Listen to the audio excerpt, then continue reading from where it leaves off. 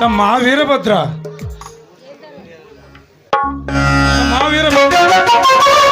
ಕರೆದುಕೊಂಡು ಬಂದ್ಯಾ? ಬಂದಿದ್ದೇನೆ ನಾ ಊರ ಹಿರಿಯರೆಲ್ಲರೂ ಕರ್ಕೊಂಡು ಬಂದಿದ್ದೇನೆ. ಗಂಡ ಊರಿನ ಹೆಣ್ಣು ಮಕ್ಕಳನ್ನು ಕರೆದುಕೊಂಡು ಬಂದ್ಯಾ? ಈ ಶುಭ ಮುಹೂರ್ತದಲ್ಲಿ ಮಾಂಗಲ್ಯ ಧಾರಣೆ ಆಗಲಿ.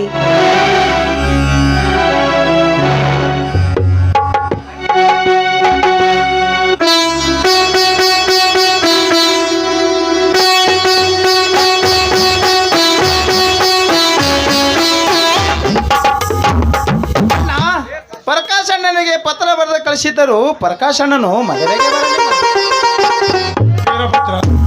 ಮುಂದಿನ ತಿಂಗಳಿಂದ ಪರೀಕ್ಷೆಗಳು ಪ್ರಾರಂಭವಾಗುತ್ತವೆ. ಮನೆಗೆ ಪರೀಕ್ಷೆ ಮುಗಿದ ತಕ್ಷಣ ಊರಿಗೆ ಬರುತ್ತೀನಿ, ನೀವೇನು ಅನ್ಯತೆ ಭಾವಿಸಬೇಡಿ ಎಂದು ಹೇಳಿದ್ದಾನೆ. ಅದರ ಬಗ್ಗೆ ನೀನೇನು ಚಿಂತೆ ಮಾಡಬೇಡ ತಮ್ಮ ವೀರಭದ್ರ. ಆಗಲ್ಲಣ್ಣ. ಗುರುಗಳಿಗೆ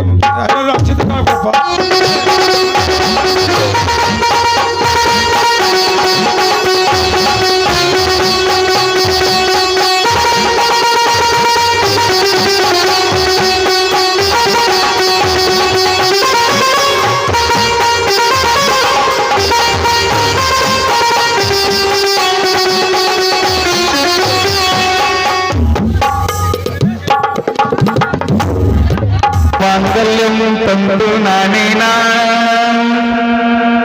ಮಮ ಜೀವನ ಹೇತುನಾ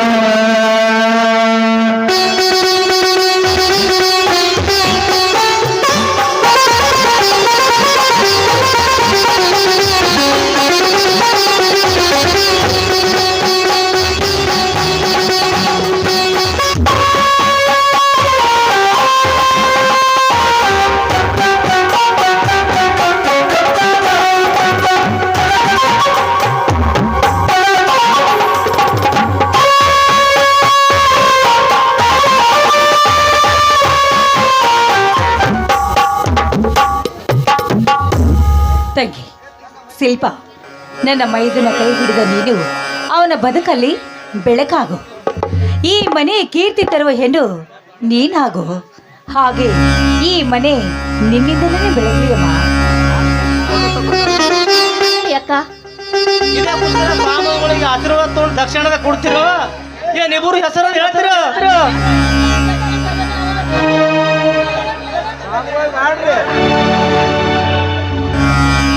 ಕನ್ಯೆ ಆದರೂ ಕೈ ಕೆಸರಾದರೆ ಬಾಯಿ ಮೊಸರು ಎಂಬಂತೆ ಈ ಭೂಮಿಯಲ್ಲಿ ನಿಂತು ನಡೆಯುವ ನಮ್ಮಂತ ಬಡ ರೈತರ ಮನೆಗೆ ದೈವ ಸಾಕ್ಷಿಯಾಗಿ ನನ್ನ ತಮ್ಮನ ಕೈ ಹಿಡಿದ ನೀನು ಆದರ್ಶನಾಗಿ ನಾರಿಯಾಗಿ ನನ್ನ ತಮ್ಮ ಶಿವಾನಂದನ ಪ್ರೀತಿಯ ಮನೆಯಾಗಿ ಈ ಮನೆಯ ಬೆಳಗಮ್ಮ, ಈ ಮನೆಯ ಬೆಳಗು. ಈ ಜನ ಮೆಚ್ಚುವಂತೆ ಬಾಳಮ್ಮ, ಜನ ಮೆಚ್ಚುವಂತೆ ಬಾಳ. ಆಗಲಿ ಮಾವ, ನೀವು ತೋರಿಸಿದ ಸನ್ಮಾರ್ಗದಲ್ಲಿ ನಾನು ನಡೆಯುತ್ತೇನೆ. ಹಾಗೆ ಮನೆಯ ಕೀರ್ತಿಯನ್ನು ನಾನು ತರುತ್ತೇನೆ. ಯಾವ ಜನ್ಮದ ಋಣನ ಬಂದವೋ ಮಾಮ ಅಕ್ಕ ಮೈದನರು ಪತಿಯ ದೇವರೆಂದು ಮೈದನರೇ ಮಕ್ಕಳೆಂದು ನಗು ನಗುತ್ತಾ ಬಾಳಿರಿ. ಹುಟ್ಟಿಗೂ ನಿನ್ನ ಪತಿಯ ಮನೆಗೂ ಕೀರ್ತಿ ಬರಲಿ. ವೀರಭದ್ರ, ನನ್ನ ತಂಗಿ ಜಾನೆ ಇದ್ದಾಳೆ. ಅವಳು ನಿಮ್ಮೆಲ್ಲರ ಆಸೆಯನ್ನು ನೆರವೇರಿಸ್ತಾಳೆಂಬ ಭರವಸೆ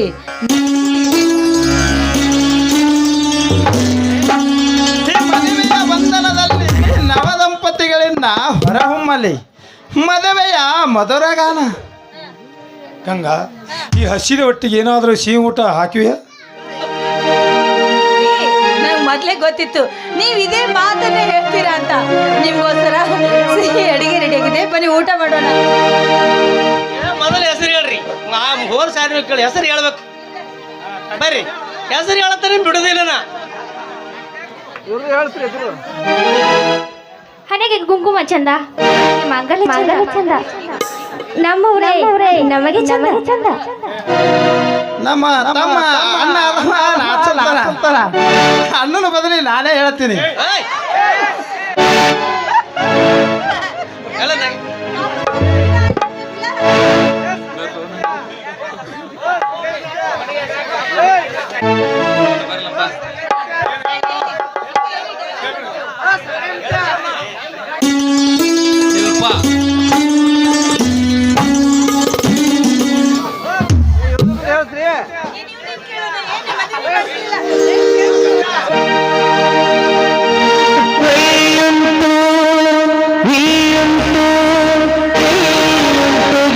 ಕಾಣದ ಹುಡುಕೋದು ಏಕೆ ಹರಿಯುವ ನೀರಲ್ಲಿ ಹುಡುಗಿಗೆ ಗೊತ್ತ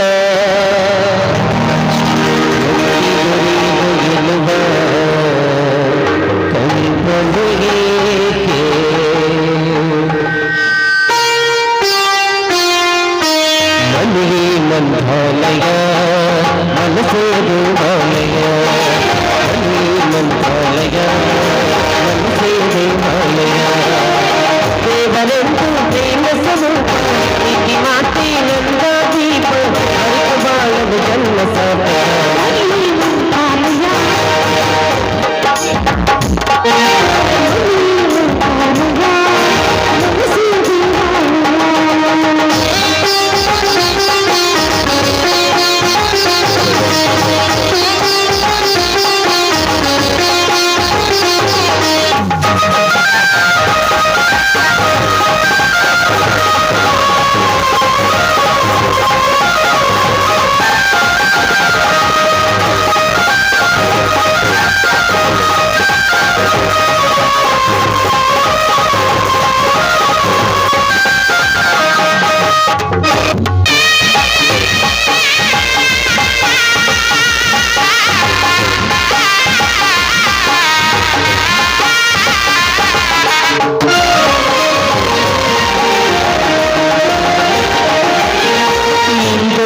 ನಮಗೆಂದು ಆನಂದ ಒಂದು ಈ ಬಾಳಲಿ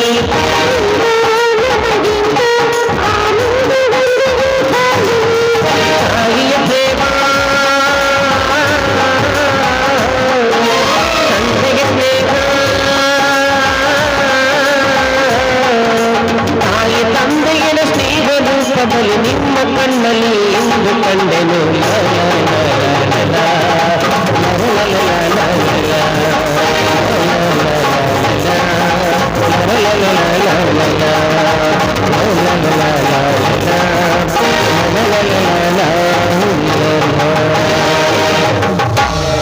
ಬನ್ನಿ ಎಲ್ಲರೂ ಸರಿ ಒಟ್ಟಿಗೆ ಊಟ ಮಾಡಿ.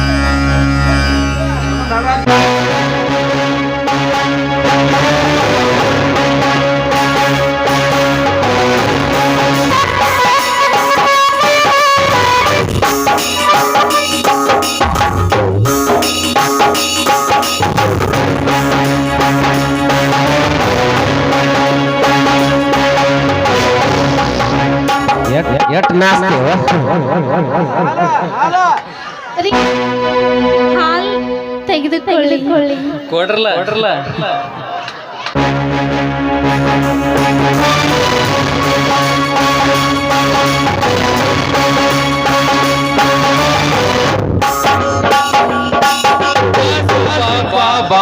ಹೊಸ ಬಾಳಿನ ಮಧುರ ಕ್ಷಣದ ಮೊದಲ ರಾತ್ರಿ ಇಂದು ಗೊಂಬೆಯಂತಿರುವ ನಿನ್ನ ದೇಹ ಸಿರಿಗೆ ಅಂದದ ಸೀರೆ ನುಟ್ಟುಕೊಂಡು ಸಂಪಿಗೆ ಸೇವಂತಿಗೆ ಹೂವನ್ನು ನಿನ್ನ ಮುಡಿಗೆ ಮುಡಿಕೊಂಡು ಕೈಯಲ್ಲಿ ಹಾಲಿನ ಬಟ್ಟಲವನ್ನು ಹಿಡಿದು ನಾಚುತ್ತ ನನ್ನ ಬಳಿಗೆ ಬಂದದ್ದನ್ನು ಕಂಡು ದೇವಲೋಕದ ಅಪ್ಸರೆ ಧರೆಗಿಳಿದು ಬಂದಳೆಂದು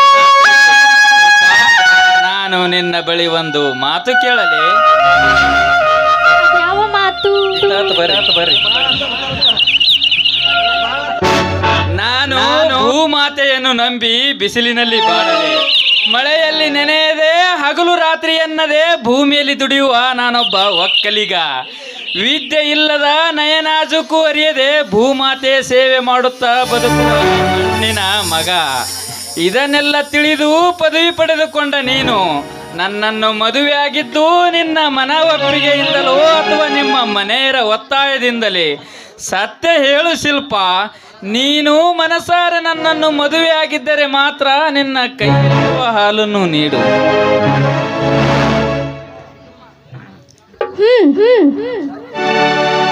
ಯಾಕೆ ಶಿಲ್ಪ ಬರೇ ಕುತ್ತಿಗೆಯನ್ನು ಅಲ್ಲಾಡಿಸಿದರೆ ನಾನೇನೆಂದು ತಿಳಿಯಲಿ?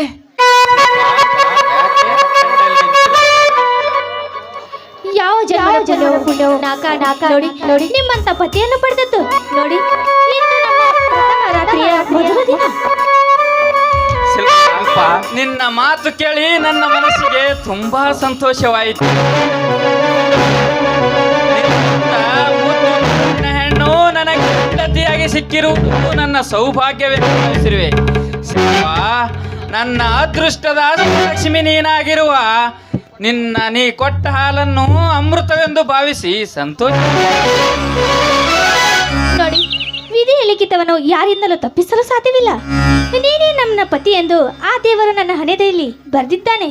ಇಷ್ಟಕ್ಕೂ ನಿಮ್ಮ ಮನೆಯವರು ಎಲ್ಲರೂ ತಂಟೆ ತಕರಾರು ಮಾಡಿದರೆ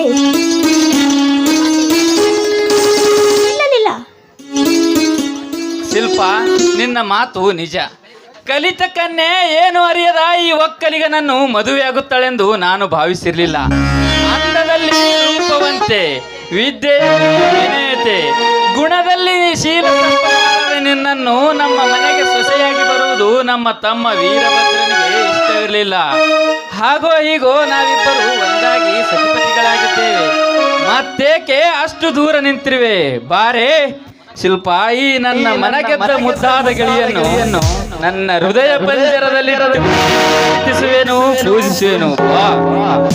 ನೋಡಿ ನೋಡಿ, ನಿಮ್ಮಂತ ಹಿರಿಯ ಗುಣದ ಪತಿಯನ್ನು ಪಡೆಯಬೇಕಾದರೆ ನಾನು ಶಿರಬಾಗಿ ಶರಗೊಟ್ಟಿ ಬೇಡಿಕೊಂಡಿದ್ದೇನೆ.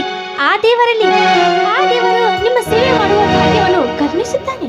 ಶಿಲ್ಪ, ನೀನು ನನ್ನ ಮಡದಿ ಅಷ್ಟೇ ಅಲ್ಲ, ನನ್ನ ಮನೆ ಬೆಳಗಲು ಬಂದ ಸೌಭಾಗ್ಯವತಿ, ಧರೆಗಿಳಿದು ಬಂದ ನನ್ನ ಸತಿ. ಕವಿಗಳು ವರ್ಣಿಸುವುದನ್ನು ಬಿಟ್ಟು ನೀವು ನನ್ನ ಜೊತೆಗೆ ನಗುತ್ತಾ ಇದ್ದರೆ ನನ್ನ ಬದುಕು ಸಾರ್ಥಕ.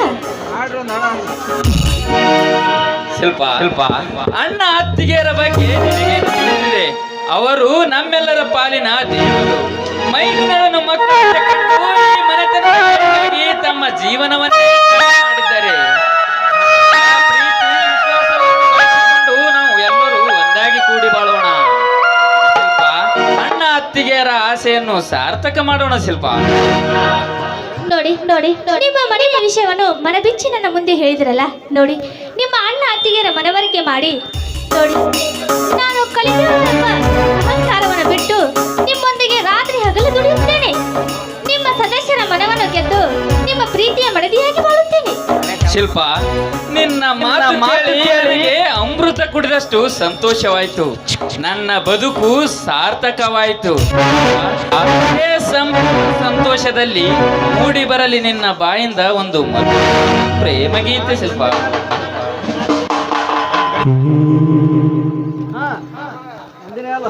ನೋಡಿ ನೋಡಿ, ನಿಮ್ಮ ಆಸೆ ಆಗಲಿ.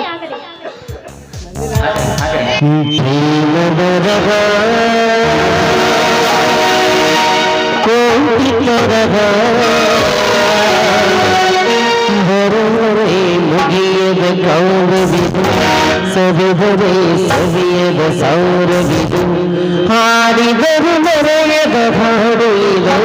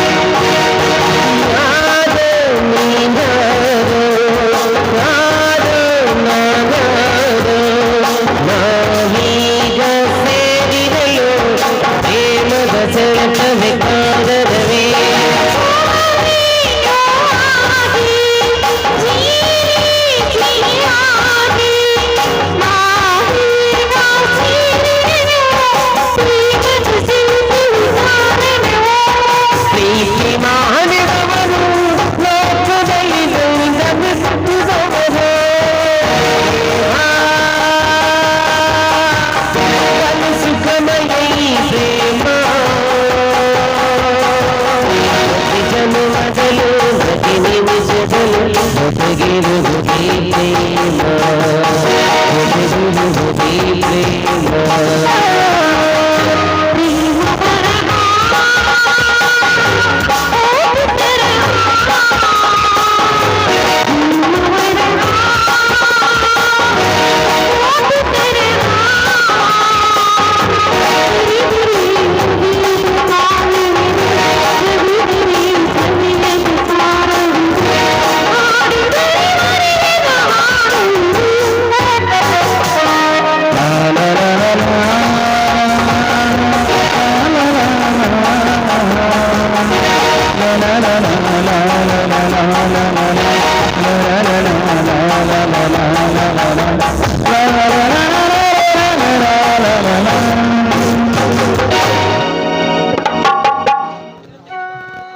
ಶಿಲ್ಪ, ರೀ ನಾನು ಹೋಗಿ ನೀರು ತೆಗೆದುಕೊಂಡು ಬರುತ್ತೇನೆ. ಶಿಲ್ಪ ಶಿಲ್ಪ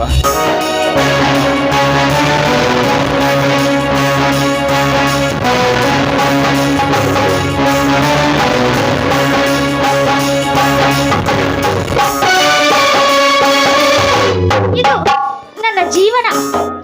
ಇದು ನನಗೆ ಮೊದಲ ರಾತ್ರಿ ಅಲ್ಲ, ಇದು ಇಂದು ಕರಾಳ ರಾತ್ರಿ.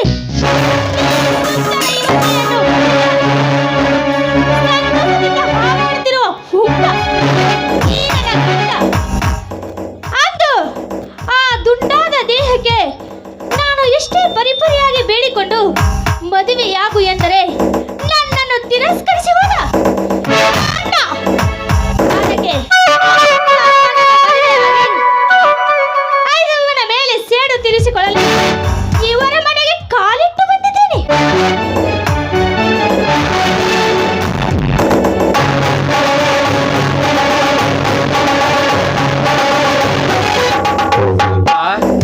ನೀರು ತೆಗೆದುಕೊಂಡು ಬರುತ್ತೇನೆ ಎಂದು ಹೇಳಿ ಏನೋ ಚಿಂತಿಸುತ್ತಾ ನಿಂತಿರುವೆ ಅಲ್ಲ? ಈ ನನ್ನ ಮನದ ಮಾತನ್ನು ಈ ಸುಂದರ ಶುಭರಾತ್ರಿಯಲ್ಲಿ ಹೇಗೆ ನಿಮಗೆ ತಿಳಿಸಬೇಕೆಂದು ಚಿಂತಿಸುತ್ತೇನೆ. ಚಿಂತಿಸಿ ಫಲವಿಲ್ಲ ಶಿಲ್ಪ. ಇದ್ದ ವಿಷಯವನ್ನು ರೀ, ನಿಮ್ಮನ್ನು ಮದುವೆ ಆಗಬೇಕೆಂದು ಆ ಶ್ರೀ ಯಮುನೇಶ್ವರಿಗೆ ಮದುವೆ ಆಗುವವರೆಗೂ ಒಂದು ವ್ರತ ಮಾಡ್ತಾ ಇದ್ದೆ. ಆದರೆ ವ್ರತ ಮಾಡೋದ್ರೊಳಗೆ ನನ್ನ ವ್ರತ ಇನ್ನೂ ಪೂರ್ಣಗೊಂಡಿಲ್ಲ. ಅದಕ್ಕೆ ನೋಡಿ, ನನಗೆ ಪತಿಯ ಸುಖಕ್ಕಿಂತ ವ್ರತ ಬೇಡವೆಂದು ನಾನು ವ್ರತವನ್ನು ಬಿಟ್ಟು ನಿಮ್ಮೊಂದಿಗೆ ಒಂದಾಗಲು ಬಯಸಿದ ಗಂಡನನ್ನು ಪಡೆಯಲು ತಪಸ್ಸು ಮಾಡುವ ಸತಿಯನ್ನು ಪುರಾಣದಲ್ಲಿ ಅಷ್ಟೇ ಕೇಳಿದೆ. ಅಂತ ಹೆಂಡತಿ ನನಗೆ ಸಿಕ್ಕಿರುವುದು ನನ್ನ ಪುಣ್ಯವೇ ಸರಿ. ಶಿಲ್ಪ, ನನಗಾಗಿ ನೀನು ಅಷ್ಟು ಕಷ್ಟಪಟ್ಟಿರುವಾಗ ನಿನಗಾಗಿ ನಾನು ನಿನ್ನ ವ್ರತ ಮುಗಿಯುವವರೆಗೂ ದೂರನೇ ಇರುವೆ. ಶಿಲ್ಪ, ನಿನ್ನ ಸಂತೋಷವೇ ನನ್ನ ಸಂತೋಷ.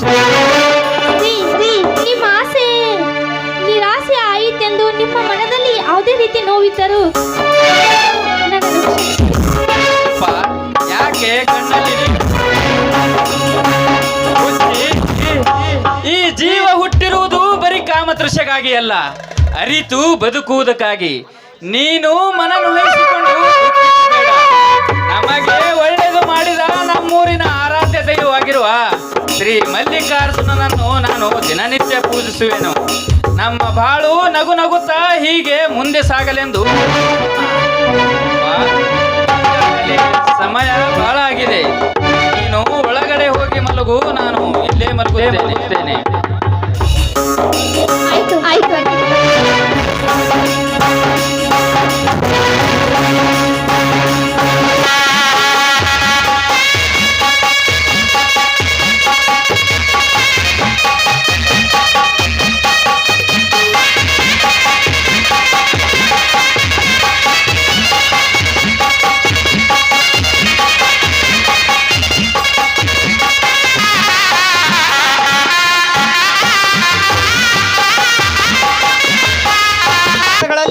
ಮತ್ತೆ ಕಲಾಭಿಮಾನಿಗಳು ಕಲೆಗಾರರು ಗ್ರಾಮದಲ್ಲಿ ಹುಟ್ಟಿ ಬರಲಿ. ತಯಾರಾಗ್ರಿ ಬಂಧುಗಳೇ. ಆ ನನ್ನ ಗೆಳೆಯನಿಗೆ ಅನಂತ ವಂದನೆಗಳು. ಹೊರಗೆ ಬರಬೇಕಾಯಿತು. ಸಂಪತ್ತಿಗೆ ಮೋಹಗೊಂಡು ಸೌಕಾರನ ಕೈಯ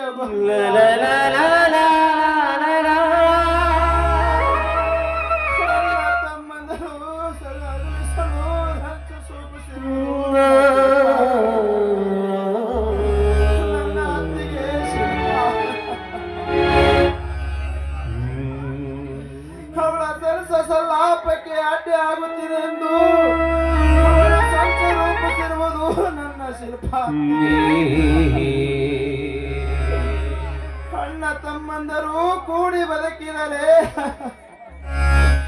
ಅವಳ ಕೆಲಸ ಸಲ್ಲಾಪಕ್ಕೆ ಅಡ್ಡಿ ಆಗುತ್ತಿದೆ ಎಂದು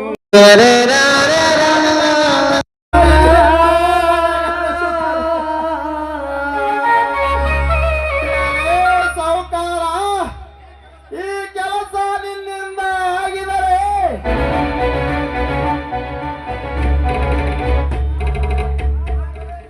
ನಿನ್ನನ್ನು ಹಾಡ ಹಗಲೇ ಕಳೆದು ಊರ ಬಾಗಿಲಿಗೆ ನೇತು ಹಾಕುವೆ.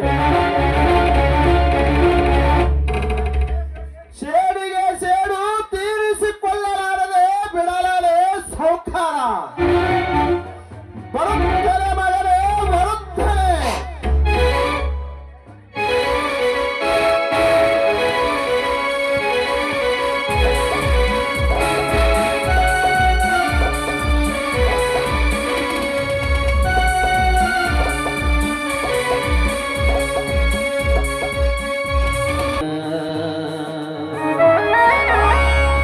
ಪ್ರಕಾಶ್,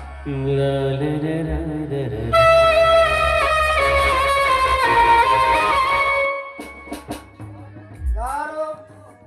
ಓಹೋ ಅಣ್ಣ, ಈಗ ಬಂದ್ಯಾ? ಮುಂದಿನ ತಿಂಗಳು ನಾನೇ ಬರುತ್ತಿದ್ದೀನಿ. ಸುಮ್ಮನೆ ಬರುವ ತೊಂದರೆ ಯಾಕೆ ತೆಗೆದುಕೊಂಡೆ ಅಣ್ಣ? ಅಮ್ಮನ ಮುಖ ನೋಡಬೇಕೆಂದು ಆ ತೂರಿನಿಂದ ಓಡೋಡಿ ಬಂದರೆ ನೀನಾದ ಮಾತು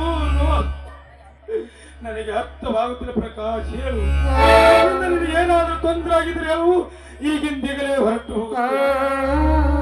ನಾನು ಹೇಳಿದ್ದು ಹೋಗಲೇ ಬಿಡಿ ಅಣ್ಣ. ಬಿಸಿಲಲ್ಲಿ ತಡೆದು ಬಂದಿರುವವರೆಂತೆ ಹಸುವಾಗಿದ್ದರೆ ದುಡ್ಡು ಕೊಡುತ್ತೇನೆ, ಊಟ ಮಾಡಿ ವಿಶ್ರಾಂತಿ ತೆಗೆದುಕೊಳ್ಳಿ, ನಂತರ ಮಾತನಾಡೋಣ. ನನಗೀಗ ಅರ್ಜೆಂಟ್ ಕೆಲಸವಿದೆ. ನಿನ್ನ ಮಾತಿನಿಂದ ಹಸಿರು ಹೊಟ್ಟೆ ತುಂಬಿದ್ದಪ್ಪ. ಈ ಸಂಕಟದ ಸಮಯದಲ್ಲಿ ನೀನು ಆಡಿದ ನೋವಿನ ಮನಸ್ಸಿಗೆ ಬರೆಯುವಂತಾಗುತ್ತಮ್ಮ. ನಿನ್ನ ಅತ್ತಿಯ ಆಜ್ಞೆಯನ್ನು ಪಾಲಿಸುವುದಕ್ಕಾಗಿ ನಿನ್ನ ಮನೆಯ ಬಾಗಿಲಿಗೆ ಬಂದರೆ ಅವಸರವಿದೆ ಎಂದು ಹೇಳಿದಲ್ಲ, ಅಂತ ಕೆಲಸ ಏನಪ್ಪ ನಿನ್ನದು? ಅಣ್ಣ, ಯಾಕೆಷ್ಟು ಮನಸ್ಸಿಗೆ ನೋವು ಮಾಡಿಕೊಂಡಿರುವೆ? ಸತ್ತಿಲ್ಲ, ಇನ್ನು ಬದುಕಿಲ್ಲ. ಪ್ರಕಾಶ, ನಿನಗೆ ನೌಕರಿ ಸಿಕ್ಕ ಸಂತೋಷ ಸುದ್ದಿ ನಮಗೆ ತಿಳಿಸದೆ ನಮ್ಮನ್ನು ಮರೆತಿ ಬಿಟ್ಟಿಯ. ಒಪ್ಪತ್ತಿನ ಊಟ ಮಾಡದೆ ಹಸಿವಿನಿಂದ ನೊಂದವಿಯಿಂದ ಜೀವಕ್ಕೆ ಇಡಿಯಾ ನೀನು ಕೊಡ್ತಿರುವ ಕಾಣಿಕೆ. ನಿನಗೆ ನೌಕರಿ ಸಿಕ್ಕ ಸಂತೋಷದ ಸುದ್ದಿ ನಿನ್ನ ಅತ್ತಿಗೆ ಕಿವಿಗೆ ಬಿದ್ದರೆ ಈ ಜಗವನ್ನು ಗೆದ್ದದ್ದು ಹೆಗ್ಗೋಳಪ್ಪ, ಹೆಗ್ಗೋಳು. ನೌಕರಿ ವಿಚಾರ ಯಾವುದೋ ಗಡಿಬಿಡಿಯಲ್ಲಿ ಹೇಳೋದು ಮರೆತ ಬಿಟ್ಟೆ. ಅದನ್ನೇ ದೊಡ್ಡರಾದಂತ ಮಾಡಿ ಹೇಳಕ್ಕೆ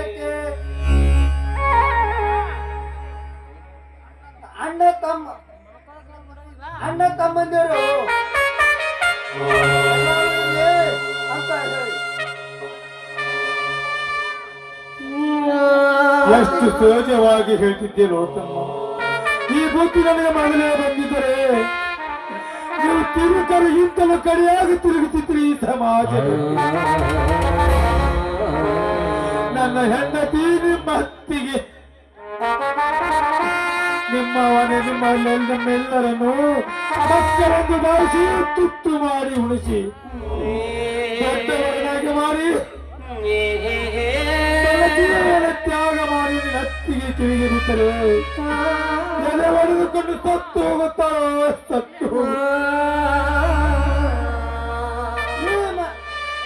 ಈ ಮನೆ ಹಿರಿಯರಾದ ನೀವು ನಮ್ಮನ್ನು ದೊಡ್ಡವರಾಗಿ ಮಾಡುವ ಕರ್ತವ್ಯ ನಿಮ್ಮದಾಗಿತ್ತು. ಅದನ್ನು ಮಾಡಿದ್ದೀರಿ.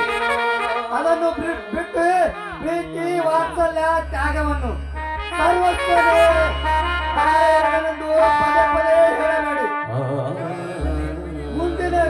ಮುಂದಿನ ತಿಂಗಳು ಪಗಾರದ ತಕ್ಷಣ ನಿಮ್ಮ ಹಣವನ್ನು ಕೊಟ್ಟು ಬಿಡುತ್ತೇನೆ. ಪುನಃ ಇಲ್ಲಿಗೆ ಬರಬೇಡಿ. ಏಕೆಂದರೆ ನನ್ನ ಸ್ನೇಹಿತ ದೊಡ್ಡ ಪುಣ್ಯ ಒಡೆಯ. ನಾಳೆ ಅವನ ತಂಗಿ ದಾರಿ ಕೊಟ್ಟು ಅವನ ತಂಗಿಗೆ ಬರಬೇಕಾದ ಆಸ್ತಿ ಕೊಡಲು ಒಪ್ಪಿಕೊಂಡಿದ್ದಾನೆ. ನಿಮ್ಮಂತವನ ಬಡವನ ತಮ್ಮ ನಾನೆಂದು ಗೊತ್ತಾದರೆ ಪ್ರೀತಿ, ವಾತ್ಸಲ್ಯ, ಅಧಿಕಾರ, ಯಾಮು ಎಲ್ಲಾಗಿ ಹಾಳಾಗಿ ಹೋಗುತ್ತದೆ. ಎಲ್ಲಾದ್ರೂ ಇರ್ಲಿ, ನನ್ನ ತಮ್ಮ ಚೆನ್ನಾಗಿರ್ಲೆಂದು ಹರಸಿ ಇಲ್ಲಿಂದ ಹಿಂದೆ ಊರಿಗೆ ಹೊರಟು ಹೋಗಿ ಸಾಲ ಮಾಡಿದರೆ ಆಸ್ತಿ ಮಾರಿ ಸಾಲವನ್ನು ತೀರಿಸಿ ಮನೆ ಕಷ್ಟಗಳೆಲ್ಲ ನನ್ನೆದುರು ಹೇಳಿದರೆ ನಾನೇನು ಮಾಡಲಿ? ದಡ್ಡನಾದ ನನಗೆ ಎಂತ ಬುದ್ಧಿ ಮಾತು ಹೇಳಿ ಮಾತು 100ಕ್ಕೆ 100 ಸತ್ಯ. ನೀವೆಲ್ಲರೂ ಒಂದಾಗಿ ಚೆನ್ನಾಗಿ ಕೂಡಿ ಬಾಳಬೇಕೆಂದು ಹೊರತು ನಾನು ನನ್ನ ಕಷ್ಟಪಟ್ಟ ಹೊರತು ಯಾವ ದುರಾಸೆಗಾಗಿ ಅಲ್ಲ.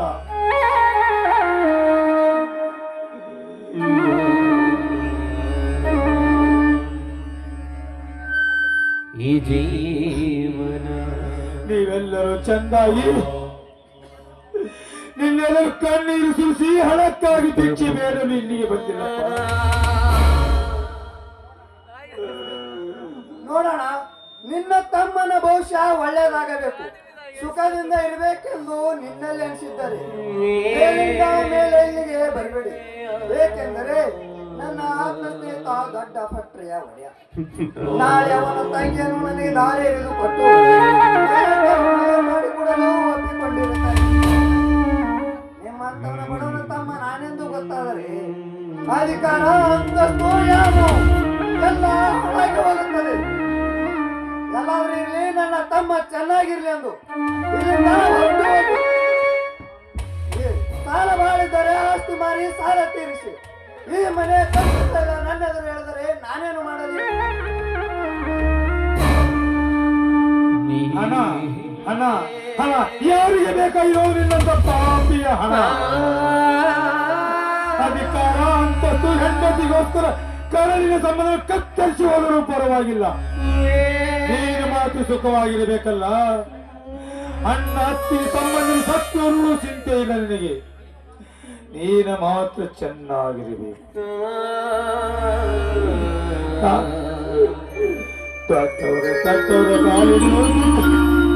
ಹರುಕು ಬಟ್ಟೆಯನ್ನು ತೊಟ್ಟು ಸಾಲ ಮಾಡಿ ನಿನ್ನನ್ನು ಓದಿಸಲು ಮರೆತು ಬಿಟ್ಟು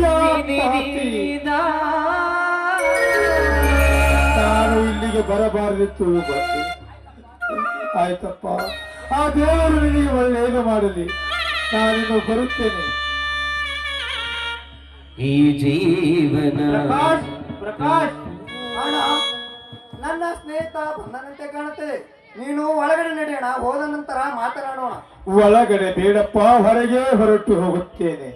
ದಯಮಾಡಿ ಒಳಗೆ ನಡೆಯೋಣ. ಒಳಗೆ ಈ ಜೀವನ ತಪೋವನ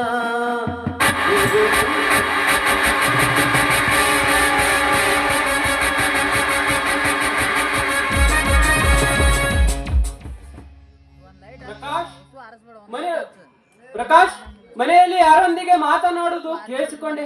ಆದರೆ ನೀನೊಬ್ಬನೇ ಇಲ್ಲೇ ನಿಂತಿರುವಲೆ. ಕಾರ್ಯಕ್ರಮಕ್ಕೆ ತಡವಾಗುತ್ತದೆಂದು ತಂಗಿ ಅವಸರ ಮಾಡುತ್ತದೆ. ಯಾವ ಸಿದ್ಧತೆ ಮಾಡಿಕೊಳ್ಳದೆ ಹೀಗೆ ನಿಂತಿರುವಲೆ. ಊರಿನಿಂದ ನಿಮ್ಮ ಅಣ್ಣಂದರು ಯಾರಾದರೂ ಬಂದಿರುವೆಯಾ?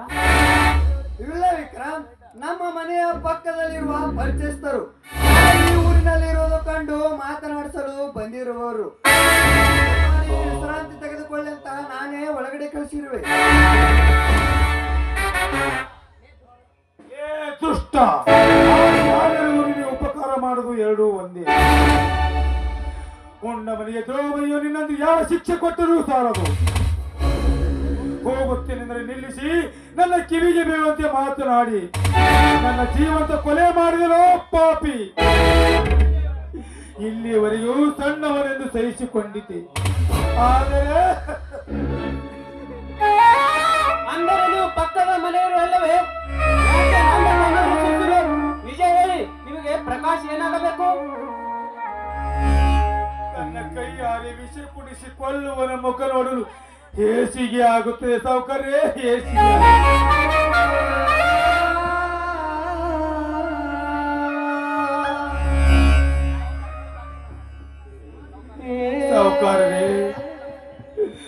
ತಪ್ಪು ನನ್ನದೇ. ನಾನು ಇಲ್ಲಿಗೆ ಬರಬಾರಿತು ಬಂದೆ. ಬಂದ ಮೇಲೆ ಇವನಾಡಿದ ಮಾತಿನ ಮರುಮರಿತು ನಿಲ್ಲದೆ ಹೊರ ಹೋಗಬೇಕಾಗಿತ್ತು. ಆ ಎರಡು ಕಾರ್ಯ ಮಾಡದೆ ಇಲ್ಲೇ ನಿಂತಿದ್ದಕ್ಕೆ ನನ್ನ ಮಾನ ಮರ್ಯಾದೆ ಮಣ್ಣು ಪಾಲಾಯ್ತೋಕರೆ, ಮಣ್ಣು ಪಾಲ. ಕಕ್ಕುಲತೆ ಕಳ್ಳುಗಳಿಗೆ ಕಲಿಸಿದ ಮೇಲೆ ಇವನು ನನಗೇನು ಸಂಬಂಧಿಕನಲ್ಲ ಸಾಕರೆ, ಇಲ್ಲಿಯವರೆಗೂ ನನ್ನ ಬಗ್ಗೆ ವಿಚಾರಿಸಿದ ತಮಗೂ ನಮಸ್ಕಾರ. ನಾನೀಗ ಬರುತ್ತೇನೆ ಸಾಕರೆ, ಬರುತ್ತೇನೆ. ನಿಲ್ಲಿ. ನಿಮ್ಮ ಮನದಲ್ಲಿ ಮನ ಮಾಡಿರುವ ಸತ್ಯವನ್ನು ಹೊರಹಾಕದೆ ಹೋದರೆ ಸಾಹುಕಾರರೇ, ನಿಮ್ಮ ಎದುರಿಗೆ ನಿಂತ ವಿದ್ಯಾವಂತ ಮನುಷ್ಯನಿಗೆ ನಾನು ಈ ಮನೆಗೆ ಬರುವುದಕ್ಕಿಂತ ಮೊದಲು ಪ್ರೀತಿಯ ಅಣ್ಣನಾಗಿದ್ದೆ. ಈಗ ಅವನಿಗೆ ಪಕ್ಕದ ಮನೆಯ ಪರಿಚಯದವನಾಗಿದ್ದೇನೆ. ಕಲಿತ ನನ್ನ ತಮ್ಮ ದೊಡ್ಡ ಅಧಿಕಾರಿಯಾಗಿ ಬರುತ್ತಾರೆ. ಹೆಮ್ಮೆಲಿ ಸಮಾಜಕ್ಕೆ ಹೇಳಿಕೊಂಡು ಬದುಕಬೇಕೆಂದರೆ ಇವನಾಡಿದ ಸಣ್ಣತನ ಸ್ವಾರ್ಥ ಬುದ್ಧಿಯಿಂದ ತಪ್ಪಿಸಿ ಬದುಕಬೇಕಾಗಿದೆ ಈ ಸಮಾಜದ ಎದುರಿನಲ್ಲಿ.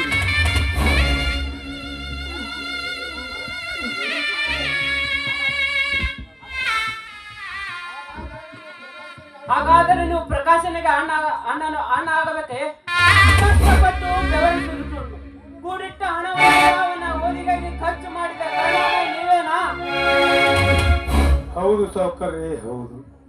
ನಾವು ಇವನ ಓದಿಗಾಗಿ ದುಡ್ಡು ಕೊಟ್ಟಿರಬಹುದು. ಆದರೆ ನನ್ನ ಹೆಂಡತಿಯ ಕೊನೆ ಮೈಲಿನೂ ಮಗನಿಗಿಂತಲೂ ಹೆಚ್ಚಾಗಿ ಬೆಳೆಸಿದಳು. ಇವನ ಓದಿಗಾಗಿ ಹಣದ ಅಡಚಣೆಯಾದಾಗ ತನ್ನ ಕೈಯಲ್ಲಿದ್ದ ಬಂಗಾರದ ಬಳೆಗಳನ್ನೇ ಮಾರಿ ಓದಿಸಿದಳು. ನನ್ನ ಮೈದಿನ ಓದಿ ದೊಡ್ಡ ಅಧಿಕಾರಿಯಾಗಿ ಬರುತ್ತಾನೆ, ನಮ್ಮ ಮನೆತನದ ಕಷ್ಟ ನಿವಾರಣೆಯಾಗುತ್ತದೆ ಎಂದು ತಿಳಿದು ಬದುಕುತ್ತಿದ್ದಾಳೆ. ಇವನಾದರೆ ನಮ್ಮ ಬದುಕು ದಡಕ್ಕೆ ತರುವನೆಂದು ಇವನ ಹತ್ತಿರ ಓಡೋಡಿ ಬಂದರೆ ಅಣ್ಣ ಎಂದು ಕಕ್ಕರಿಂದ ಕರೆದೆ ಮನಮೋಹಿಸುವಂತೆ ಮಾತನಾಡಿದ. ನಿಮ್ಮ ಎದುರು ನನಗೆ ಪಕ್ಕದ ಮನೆಯ ಪರಿಚಯದವನೆಂದು ಕರೆದನಲ್ಲ. ಇವನಾಡಿದ ಮಾತು ನನ್ನ ಹೆಂಡತಿಗೆ ಹೇಳಿದರೆ ಎದೆ ಬಡಿದುಕೊಂಡು ಸತ್ತು ಹೋಗುತ್ತದೆ. ಸಮಾಧಾನ ಮಾಡಿಕೊಳ್ಳಿ. ನಿಮ್ಮ ಮನಸ್ಸಿನ ನೋವುಗಳು ನನಗೂ ಅರ್ಥವಾಗುತ್ತದೆ.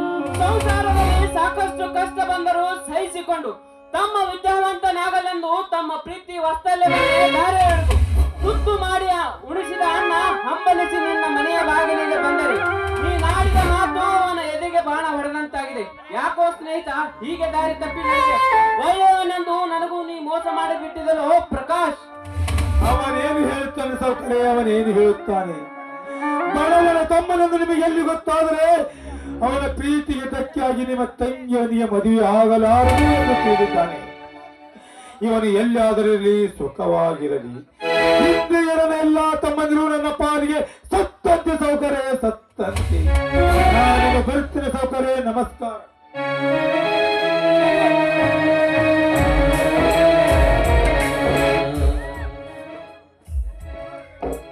ಪ್ರಕಾಶ್, ಎಂತ ತಪ್ಪು ಮಾಡಿಬಿಟ್ಟಿದಲೋ ಮೂರ್ಖ.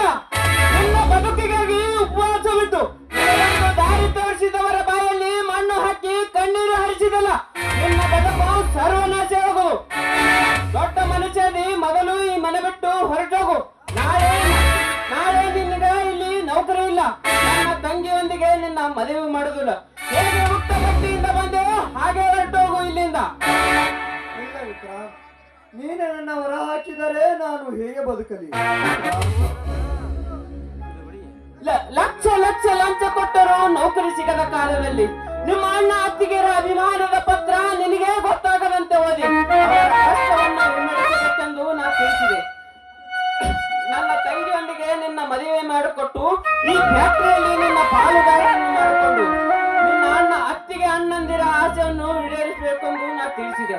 ಆದರೆ ನಿನ್ನ ಅಣ್ಣನನ್ನೇ ನೆರೆಮನೆಯನ್ನೊಂದು ಕರೆದರು. ನಾಳೆ ನನ್ನನ್ನು ಈ ಫ್ಯಾಕ್ಟರಿಯ ಕಾರ್ಮಿಕನೆಂದು ಕರೆಯಲು ಹಿಂದಿರುಗಿದಿಲ್ಲ. ನಿನ್ನಂತ ಕತ್ತಿಯೊಂದಿಗೆ ನನ್ನ ಸಂಬಂಧ ಬಳಸಲು ನನಗೆ ಇಷ್ಟಲ್ಲ. ಕೂಲಿಯಾದರೂ ಮಾಡಿ ಬದುಕು. ಅಂದಾಗ ಈ ಬೆವರಿನ ಬೆಲೆ ಏನಂತ ಅರಿವಾಗುತ್ತದೆ. ದಯವಿಟ್ಟು ನನ್ನ ತಪ್ಪನ್ನು ಕ್ಷಮಿಸಿಬಿಡು ವಿಕ್ರ. ನನ್ನಂತ ತಮ್ಮಂದಿರಿಂದಲೇ ನನ್ನ ಅತ್ತಿಗೆ ನನ್ನ ಅಣ್ಣನಿಗೆ ಎಂದು ಸುಖ ಸಿಗಲಿಲ್ಲ. ನೀನು ನನ್ನ ಹೊರ ಹಾಕಿದರೆ ನೀರಿನಲ್ಲಿ ಕೈ ಬಿಟ್ಟಂತ ಆಗುತ್ತದೆ ವಿಕ್ರ. ನಿನಗೆ ತೊಂದರೆ ಬಂದಾಗ ಎಲ್ಲರೂ ಇರ್ತದೆ. ನಿನ್ನನ್ನು ನಂಬಿ ಬಂದವರೆಲ್ಲ ನಡು ನೀರಿನಲ್ಲಿ ಕೈ ಬಿಟ್ಟು ಕಣ್ಣೀರು ಇರಿಸಿದಲ್ಲ, ಅವರ ಕಷ್ಟ ನಿನಗೆ ಅರಿವಾಗಲಿಲ್ಲವೇ? ನೀನೊಬ್ಬ ನೇತಿಲ್ಲದ ನಾಯಿ. ಹೌದು ವಿಕ್ರ, ನಾನು ನಿಯತಿಲ್ಲದ ನಾಯಿ ನಿಜ. ಅಣ್ಣ ಹತ್ತಿರ್ಗ ಬೆನ್ನಿರಿತು ನಾನೇ. ದುಡ್ಡಿನ ದುರಂಕಾರದಿಂದ ದೇವರು ಎಂತ ಶಿಕ್ಷೆ ಕೊಟ್ಟರೂ ಸಾಲದು. ದೇವರಂತ ಅಣ್ಣ ಅತ್ತಿಗೆಯರ ಬದುಕಿಗೆ ಮೋಸ ಮಾಡಿ ನಾನು ಈ ಭೂಮಿ ಮೇಲೆ ಬದುಕಲು ನಾನು ಅಯೋಗ್ಯನಾದೆ. ನನ್ನ ಅಹಂಕಾರ ಅಹಮ ಭಾವನೆಗೆ ತಕ್ಕ ಶಿಕ್ಷೆ ಕಲಿಸಿದ ನಿಮಗೆ ಅನಂತ ನಮಸ್ಕಾರಗಳು. ನಿಮ್ಮ ಪರಿಸ್ಥಿತಿಗೆ ಮುಕ್ತಿಯ ದೊರೆಯಬೇಕಾದರೆ ನಿನ್ನ ಅಣ್ಣ ಅತ್ತಿಗೆರನ್ನು ಹುಡುಕಾಡಿಕೊಂಡು ಅವರ ಪಾದಕ್ಕೆ ನಮಸ್ಕರಿಸು. ಕೇಳು, ಅಂದಾಗ ಅವರ ಪಾದದ ಮೇಲಿನ ಧೂಳು ನಿನ್ನ ಮೈಗೆ ಅಂಟಿದ ಮಲಿನತೆಯನ್ನು ಸ್ವಚ್ಛಗೊಳಿಸುತ್ತದೆ. ವಿದ್ಯೆ ಅರಿತರೂ ಬುದ್ಧಿ ತಿಳಿಯದೆ ತಿದ್ದಿ ಹೇಳಿ ಸನ್ಮಾರ್ಗಕ್ಕೆ ತಂದ ನೀನಂತ ಮಹಾನ ವ್ಯಕ್ತಿಯ ಸ್ನೇಹನಾಗಿ ಪಡೆದು ನನ್ನ ಜನ್ಮ ಸಾರ್ಥಕವಾಯಿತು. ಈ ನನ್ನ ಮನ ಕಲ್ಮಶಗೊಂಡಿತು. ಬಾ ಗೆಳೆಯ, ಅಣ್ಣ ಅತ್ತಿಗೆಯರನ್ನು ಹುಡುಕೋಣ.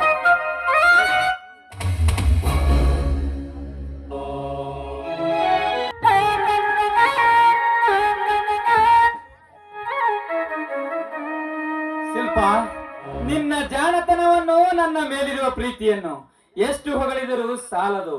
ನಿನ್ನಿಂದ ನನ್ನ ಬದುಕೇ ಬದಲಾಯಿತು.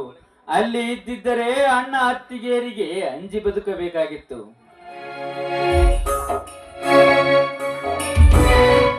ನೋಡಿ, ನಿಮ್ಮ ಕಷ್ಟಕ್ಕೆ ನನ್ನ ಮನಸ್ಸು ಮಿಡಿಯುತ್ತಿತ್ತು. ಬೆಳಗಿಂದ ಸಂಜೆವರೆಗೂ ದಿನನಿತ್ಯ ಕಾಣದ ಎತ್ತಿನ ಹಾಗೆ ದುಡಿಯುತ್ತಿದ್ದರೆ ನಿಮ್ಮ ಕಷ್ಟವನ್ನು ಕೇಳಬೇಕೆಂದರೆ ನೋಡಿ, ಅಲ್ಲಿ ನಿಮ್ಮ ಅಣ್ಣ ಅತ್ತಿಗೆರು ಇರುತ್ತಿದ್ದರು. ನಮಗೆ ಸ್ವತಂತ್ರವಿರುತ್ತಿಲ್ಲ. ಅದಕ್ಕೆ ಆ ಮನೆಯಲ್ಲಿ ಬದುಕುವುದು ಬೇಡ ಎಂದು ಮನೆಯಿಂದ ಹೊರಗೆ ಕರೆತಂದೆ. ಈಗ ಹೇಗಿದೆ ರಾಜ? ಚೆನ್ನಾಗಿದೆ ಶಿಲ್ಪ. ಕೈ ಕೆಸರಾಗುವುದಿಲ್ಲ, ದಣಿವು ಬಾಯಾರಿಕೆ ಮೊದಲೇ ಇಲ್ಲ.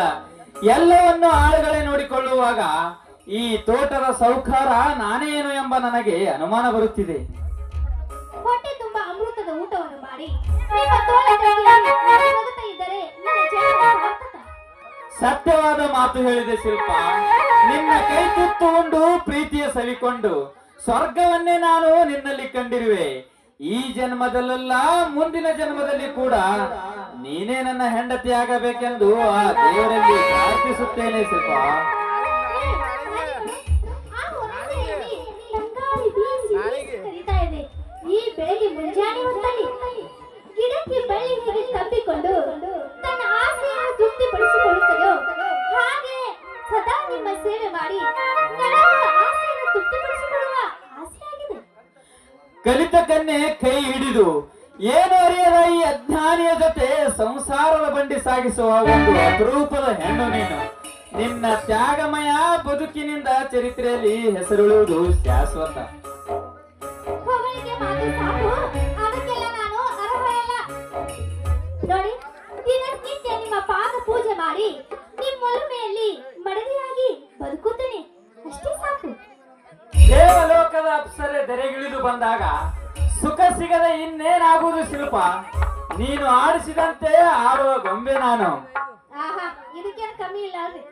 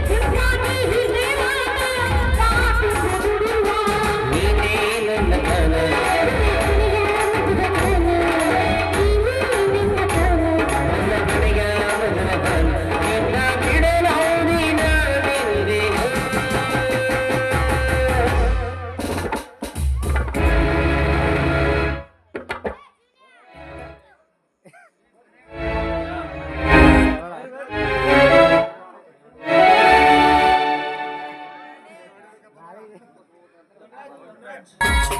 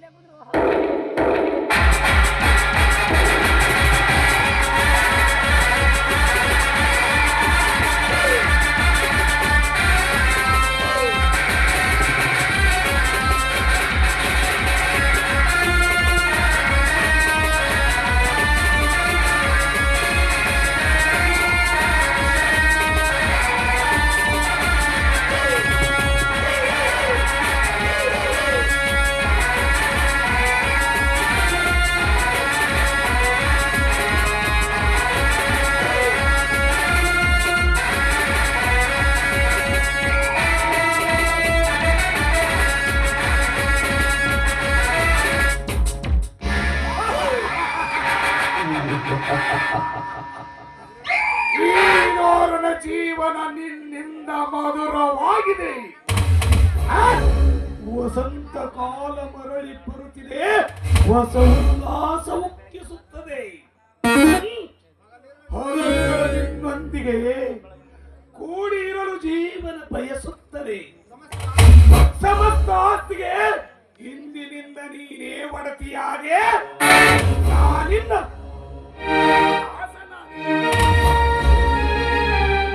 ನೋಡಿ, ನೀವು ಕರೆದ ತಕ್ಷಣ ಬಂದು ನಿಮ್ಮ ಮನ ತಣಿಸುವುದೇ ನನ್ನ ಸುಖ.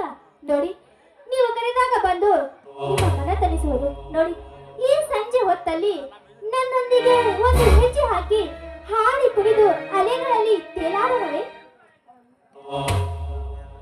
ಆಗಲಿ ನನ್ನ ರಾಣಿ, ನನ್ನ ಮುದ್ದಿನ ರಾಜ.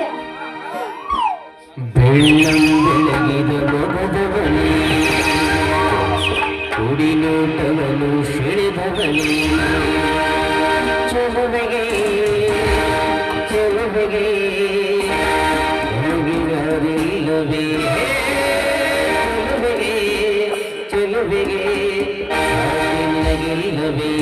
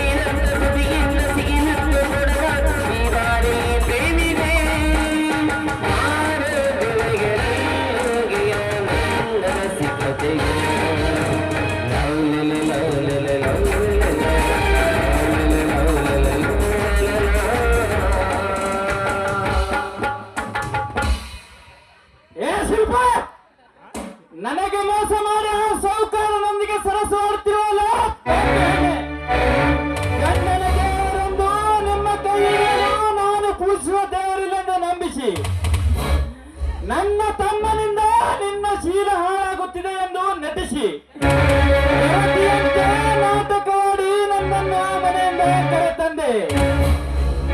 ಸಾಧ್ವಿ ಶಿರೋಮಣಿ ಎಂದು ಇದಕ್ಕೆ ಹೋಗಿದ್ದ ನನಗೆ ಎಂತ ದ್ರೋಹ ಮಾಡಿಬಿಟ್ಟಲ್ಲ ಹೊಲಸು ಅಣ್ಣೆ.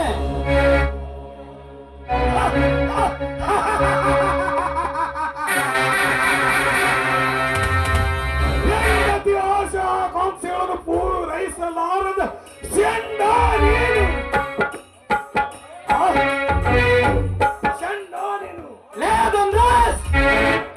ಬಣ್ಣದ ಮಾತುಗಳನ್ನು ಹೇಳಿ ಇವಳನ್ನು ಮರಳು ಮಾಡಿ ನನ್ನ ಸಂಸಾರದಲ್ಲಿ ವಿಷ ಬರೆಸಿದೆಯಲ್ಲ. ನಾ ಕಟ್ಟಿದ ತಾಳಿ ಎಲ್ಲಿಯ ತನಕ ಇವಳ ಕುತ್ತಿಗೆಯಲ್ಲಿರುವುದು ಅಲ್ಲಿಯ ತನಕ ಇವಳ ಮೇಲೆ ನನಗೂ ಹಕ್ಕು ಇದೆ.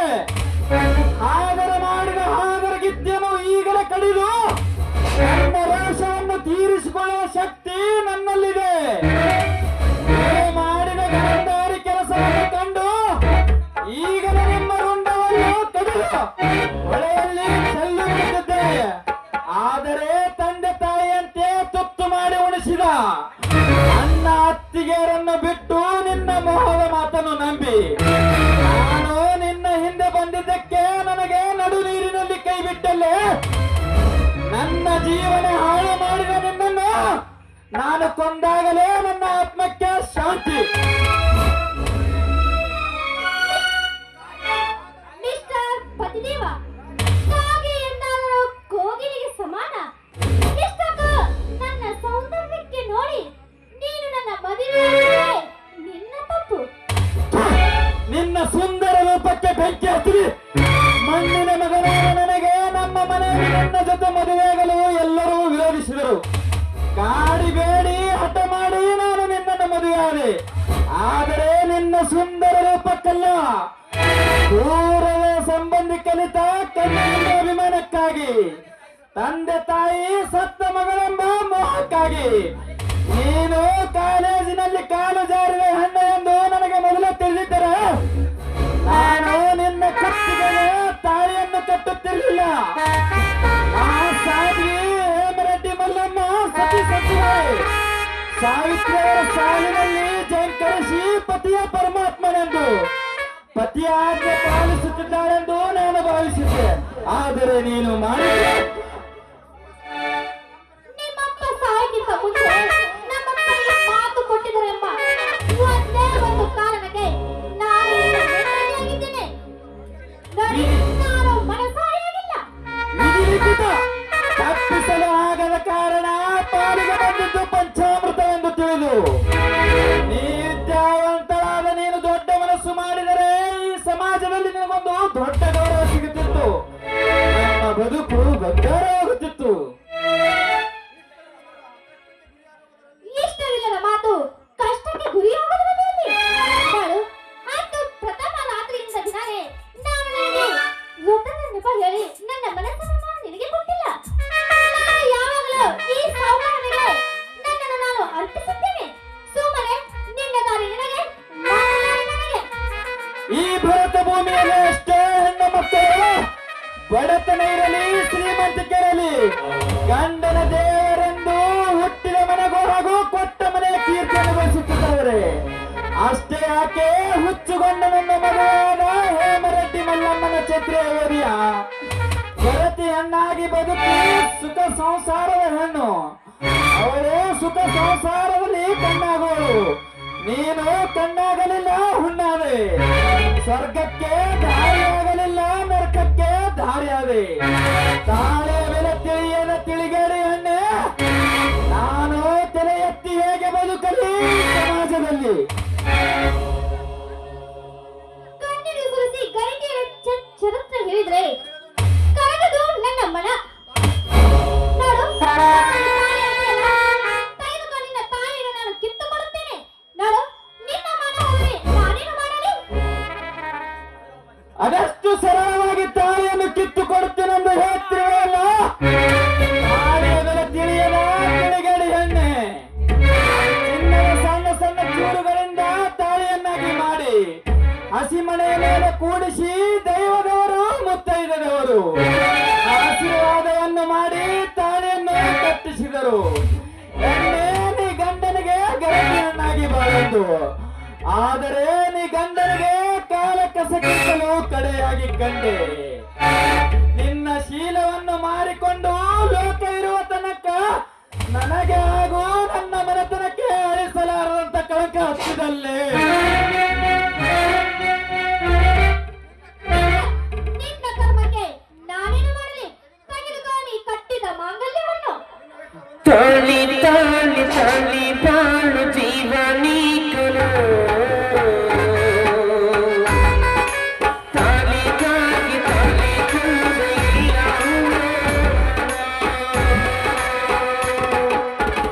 ಒಲಿಯದ ನಾನಿಂದಿ ಕಲಿಯು ಮಾಡು ಬಂದಿದೆ.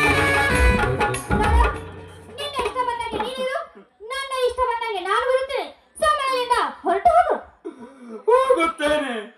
ಹೋಗುವ ಮೊದಲು ನಿನಗೊಂದು ಮಾತು ಹೇಳಿ ಹೋಗುತ್ತೇನೆ, ಕೇಳು. ಕಟ್ಟಿಕೊಂಡ ಗೊಂಡ ಕಾಮನಕ, ಇಟ್ಟುಕೊಂಡ ಮಿಂಡ ನಿನ್ನಲ್ಲಿ ಯೌವನ ಇರುವ ತನಕ, ನಿನ್ನ ಮೈಯಲ್ಲಿರುವ ಸೊಕ್ಕು ಇಳಿದಾಗ ನಿನಗೆ ಒದ್ದು ಹೊರ ಹಾಕುವನು. ನೀನು ಸೂಳಿ ಅನಿಸಿಕೊಂಡು ಬದುಕುವುದು ನಿನಗೆ ತಪ್ಪಿಲ್ಲ. ನಾ ಕಟ್ಟಿದ ತಾಳಿಯನ್ನು ಬಿಚ್ಚಿಕೊಟ್ಟ ಎಣ್ಣೆ, ನಾ ಹಾಕಿಸಿದ ಬಳೆಗಳನ್ನು ಒಡೆದು ಬಿಡು, ನಾ ಹಚ್ಚಿದ ಕುಂಕುಮವನ್ನು ಅಳಿಸಿ ಬಿಡು. ರಂಡಿಯಾಗು, ಮುಂಡಿಯಾಗು, ಅನಾಥಾಡವಾಗು. ಇದೇ ನನ್ನ ಕಣ್ಣೀರಿನ ಶಾಪ.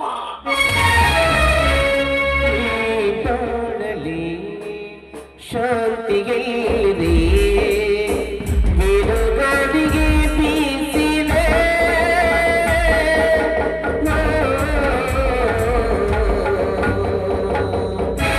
ಅನುದಿನ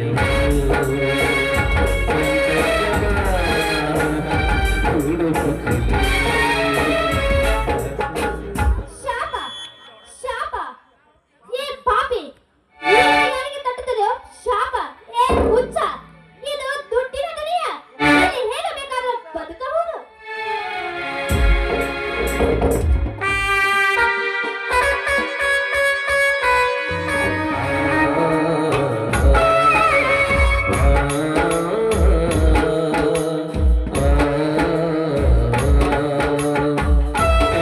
ಸುಖ ದೂರ ಎನಿಸಿ ಚಪಲತೆ ಇಲ್ಲದಿರಿಸಿ ನಡೆದವರ ಮೀರಾ ಹೋಗಿ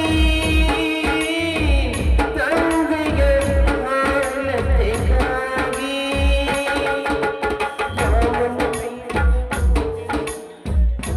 ದೇವರೇ, ನಾನೇನು ಪಾಪ ಮಾಡಿದ್ದೇನೆಂದು ನನ್ನ ಹಣೆಯಲ್ಲಿ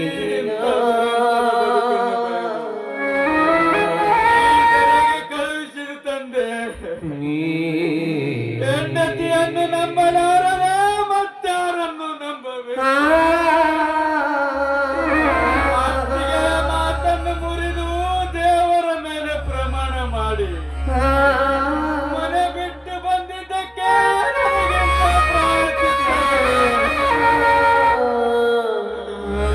ನಾನು ಬದುಕಬೇಕೆ? ಇಲ್ಲ ಇಲ್ಲ, ನಾನು ಸಾಯಲೇಬೇಕು. ಈ ಸಮಾಜದಲ್ಲಿ ನನಗೆ ಬದುಕಲು ಅವಕಾಶ ಇಲ್ಲ.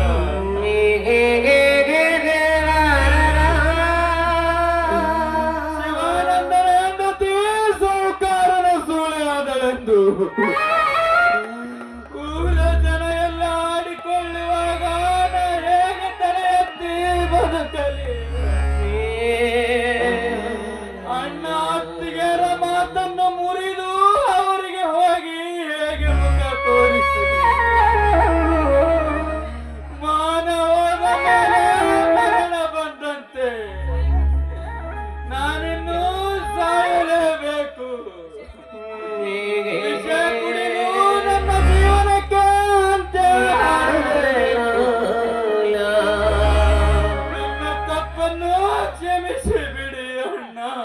la la la la la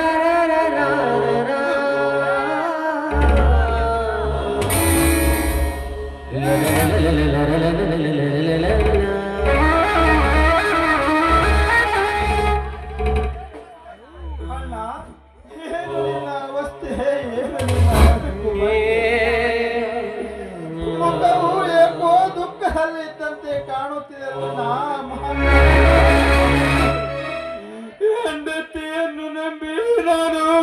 ಹೋದೆ. ದೇವರಂತೆ ಅತ್ತಿಗೆಯನ್ನು ಪೂಜಿಸುವ ನಿನ್ನ ಮೇಲೆ ಅಪರಾಧ ನಿನ್ನನ್ನು ಮನೆಯಿಂದ ಹೊರದೂಡಿದೆ. ಅಣ್ಣ ಅತ್ತಿಗೆರ ಮಾತು ಮೀರಿ ಹೆಂಡತಿಯ ಬೆನ್ನು ಹತ್ತಿದ್ದಕ್ಕೆ ಆ ಸೌಕಾರರ ಮಾತಿಗೆ ಮರುಳಾಗಿ ನಾ ಕಟ್ಟಿದ ತಾಳಿಯನ್ನು ಬಿಚ್ಚಿಕೊಟ್ಟು ಹೊರಗಟ್ಟಿದ್ದಾಳ ತಮ್ಮ.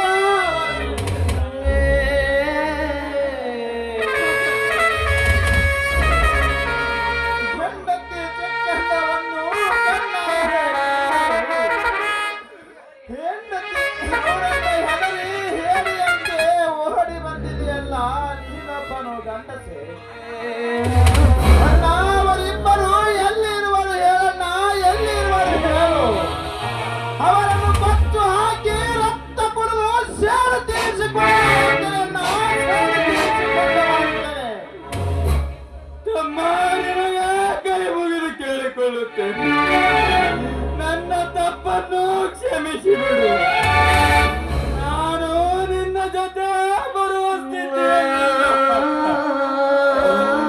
ಅವರು ಮಾಡಿದ ಪಾಪ ಅವರೇ ಉಣ್ಣುತ್ತಾರೆ.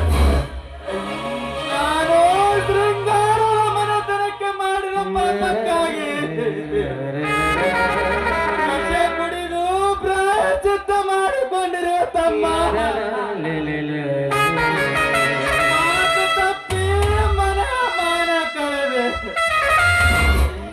ಈ ಪಾಪಿಯನ್ನು ಕ್ಷಮಿಸಿ ಬಿಡು ಎಂದು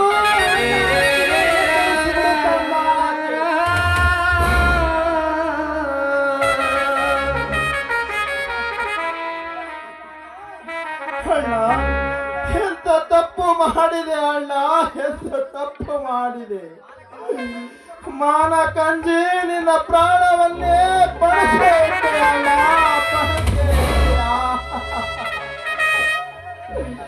ಅದಕ್ಕೆ ಹೇಳಲಿಲ್ಲವೇ ರಂಗಭೂಮಿಯಾದ ಹಿರಿಯ ವೀರೇಶ ಬೆಲ್ಲದವರು ಪ್ರಾಣ ಹೋದರು ಮಹಲ ಇರಬೇಕೆಂಬ ಮಾತನ್ನು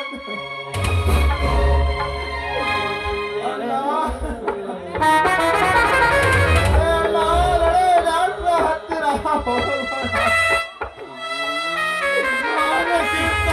ಪ್ರಾಣ ಮುಖ್ಯವಲ್ಲ. ಎಲ್ಲವನ್ನು ಕಳೆದುಕೊಂಡು ಬದುಕಿದರೆ ಏನಿದೆ ಈ ಸಮಾಜದಲ್ಲಿ ಬೆಲೆ?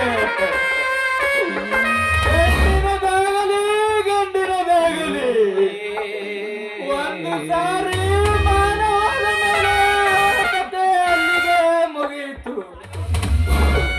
ಸಾವಿಗಂಜಿ ಬದುಕಿದರೆ ನೆಮ್ಮದಿಯನ್ನು ಇರುವುದಿಲ್ಲ ತಮ್ಮ, ಇರುವುದಿಲ್ಲ ತಮ್ಮ. ನನಗೆ ಬಹಳ ಸಂಕಟವಾಗುತ್ತಿದೆ. ಎಲ್ಲಿ ನಾನು ಅನಾಥನಾಗುತ್ತೇನೆಂದು ತಮ್ಮ, ನಾನು ನಿನ್ನ ಕಡೆಯ ಮೇಲೆ ಮಲಗಿ ಪ್ರಾಣ ಬಿಡುವೆ. ಇದಕ್ಕೆ ನೀನೊಂದು ಅವಕಾಶ ಮಾಡಿಕೊಡಪ್ಪ.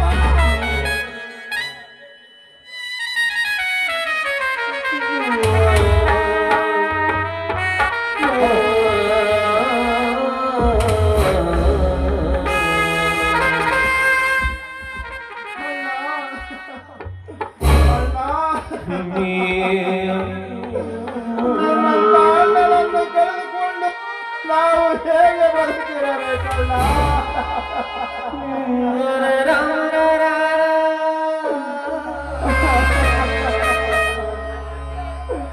ಅಣ್ಣ ಅತ್ತಿಯರಿಗೆ ವಿಧಿ ನೀರೇನು ತಿಳಿಸಿದರೆ ಅವರು ಅಲ್ಲೇ ಎದೆ ಉಳ್ಕೊಂಡು ಸತ್ತು ಹೋಗುತ್ತಾರಲ್ಲ. ನಗತೈತಿ ದೈವ ಅಲ್ಲಿ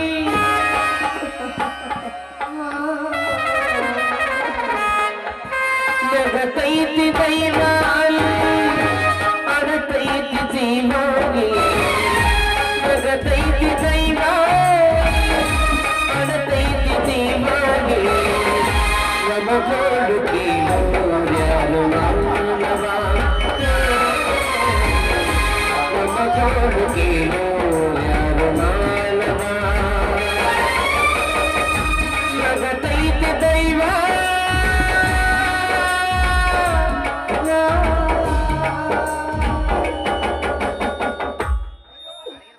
ಅಯ್ಯೋ ಅಣ್ಣ ನಮ್ಮನ ಅಗಲಿ ಹೋಗಿ ಅಣ್ಣ ನಿನ್ನ ಸಾವಿಗೆ ಕಾರಣದ ನೀಚ ಸೌಕಾರನ್ನು ಆ ನೀಚ ಹೆಣ್ಣನ್ನು ಕೊಟ್ಟು ಹಾಕಿ 10 ಕಾಗಿಗಳಿಗೆ ಮಾಂಸ ಎಸೆದಾಗಲೇ ನನ್ನ ಮನಕ್ಕೆ ಶಾಂತಿ. ಲೇ ಸೌಕಾರ, ನಿನ್ನ ತಾಯಿಯ ಗರ್ಭದಲ್ಲಿ ಹುಡುಗಿ ಕುಳಿತಿದ್ದರು ನಿನ್ನನ್ನು ಹುಡುಕಿ ಭೇಟಿ ಆಡಲಾರದೆ ಬರುತ್ತೇನೆ ಸೌಕಾರ, ಬರುತ್ತೇನೆ. ಜಗತ್ತೈತಿ ದೈವ ಅಲ್ಲಿ ಅಡತೈತಿ ಜೀವಾಗಿ ಜಗತ್ತೈತಿ ದೈವ ಅಲ್ಲಿ ಅಡತೈತಿ ಜೀವಾಗಿ ನಮಗೋಳು ಕೇಳು ಯಾರು ಮಾನವ ನಮಗೋಳು ಕೇಳು ಯಾರು ಮಾನವ ಜಗತ್ತೈತಿ ದೈವ ಅಲ್ಲಿ ಅಡತೈತಿ ಜೀವಾಗಿ ಜಗತ್ತೈತಿ ದೈವ ಅಲ್ಲಿ ಅಡತೈತಿ ಜೀವಾಗಿ ನಮಗೋಳು ಕೇಳು ಯಾರು ಮಾನವ ನಿಜಗಾತ ಬಯ್ಯೋ ಯಾರು ಮಾನವ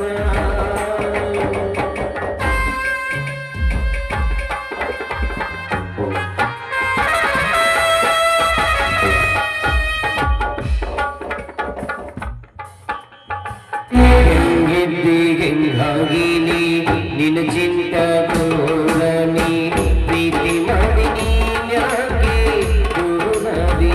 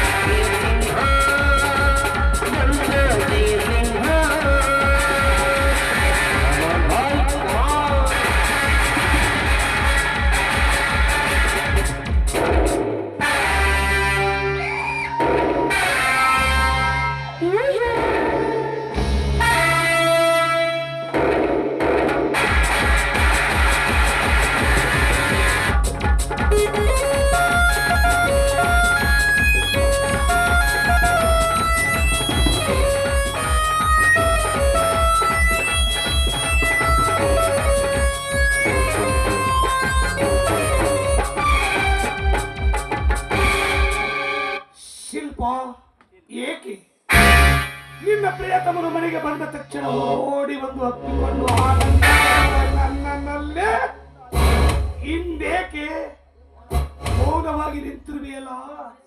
ಮನಸ್ಸಿಗೆ ಏನಾದರೂ ನೋವಾಯಿತೆ? ಮನಸ್ಸಿಗೆ ಮಾಯದಂತ ಗಾಯವಾಗಿದೆ. ಈ ಜನರ ನಿಂದನೆಯ ಮಾತನ್ನು ಕೇಳಿ ನನಗೆ ಬದುಕು ಸಾಕಾಗಿದೆ. ರಾಮಾಯಣದಲ್ಲಿ ರಾಮನನ್ನು ಆಡಿಕೊಂಡು ಜನ ನಮ್ಮನ್ನು ಆಡದೆ ಬಿಡುವರೆ? ಶಿಲ್ಪ, ಕೇಳಿಕೊಂಡು ಸುಮ್ಮನಿದ್ದರಾಯಿತು. ಗಂಡನಿಗೆ ಮೋಸ ಮಾಡಿ ಮಿಂಟರಂತಿಗೆ ಬಂದಿರುವ ಸತಿ ಸೂಳೆ ಅಣ್ಣ ತಮ್ಮನನ್ನು ಹೊಡೆದ ಹಾದರದ ಹೆಣ್ಣು ಪ್ರೀತಿ ಬಸರಿ ನಾನು. ಗಡಿಯ ಬಾಯಿ ಮುಚ್ಚಬಹುದು ಶಿಲ್ಪ, ಆದರೆ ಆಡಿಕೊಳ್ಳುವ ಜನರ ಬಾಯಿ ಮುಚ್ಚಿಸುವುದು ಯಾರಿಂದ ಸಾಧ್ಯವಿಲ್ಲ. ಸಾಧ್ಯವಿಲ್ಲ, ಸಾಧ್ಯವಿದೆ. ನೋಡಿ, ನನಗೆ ಮಾತು ಕೊಟ್ಟಂತೆ ನನ್ನ ಕವಳಿಗೆ ಮಾಂಗಲ್ಯ ಕಟ್ಟಿ ನಿಮ್ಮ ಸತಿ ಎಂದು ಇಟ್ಟುಕೊಳ್ಳಿ. ಆವಾಗ ಈ ಸಮಾಜ ನನಗೆ ಗೌರವ ಕೊಡುತ್ತದೆ. ಹಾಗೂ ಸಾವುಕಾರನ ಹೆಂಡತಿ ಎಂದು ಅಂಜಿ.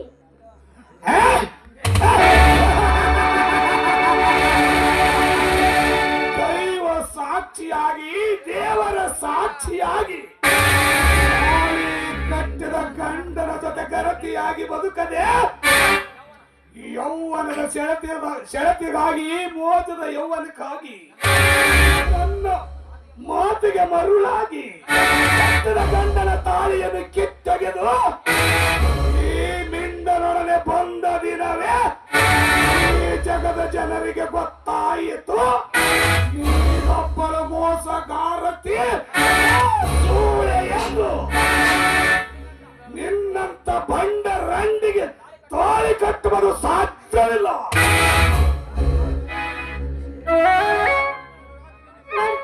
ಧನ್ರಾಜ್, ನಿನ್ನ ಹೇಳ ಹಾಗೆ ಕೇಳಿ ನಿನ್ನ ಮಾರು ಹೋಗಿ ಮಾಡಬಾರದ ಕೆಲಸವನ್ನು ಮಾಡಿದ್ದೇನೆ. ಇಲ್ಲ, ನೀವು ನನಗೆ ಮಾತು ಕೊಟ್ಟಂತೆ ನನ್ನ ಕೊರಳಿಗೆ ತಾಳಿ ಕಟ್ಟಿ ಈ ಸಮಾಜದಲ್ಲಿ ನನಗೊಂದು ಸ್ಥಾನ ಕೊಡಿ.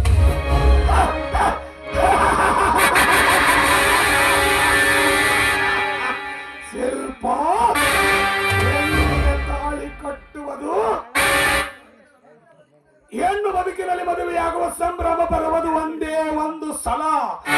ಅಗ್ನಿ ಸಾಕ್ಷಿಯಾಗಿ ಮಾಂಗಲ್ಯ ಮುಡಿದುಕೊಂಡ ಹೆಣ್ಣು ಗಂಡನೇ ದೇವರೆಂದು ತಿಳಿದು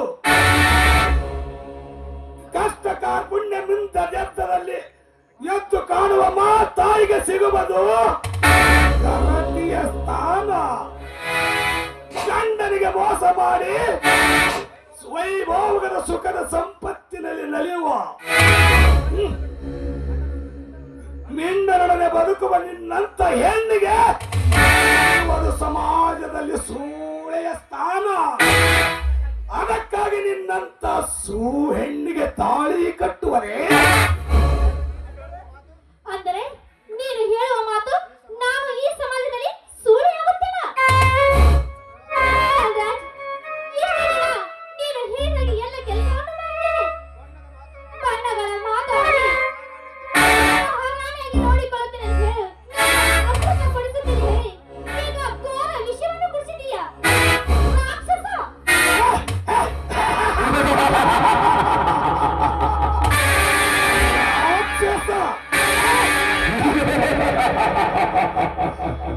ಹೌದು, ಒಬ್ಬನರ ರಾಕ್ಷಸ.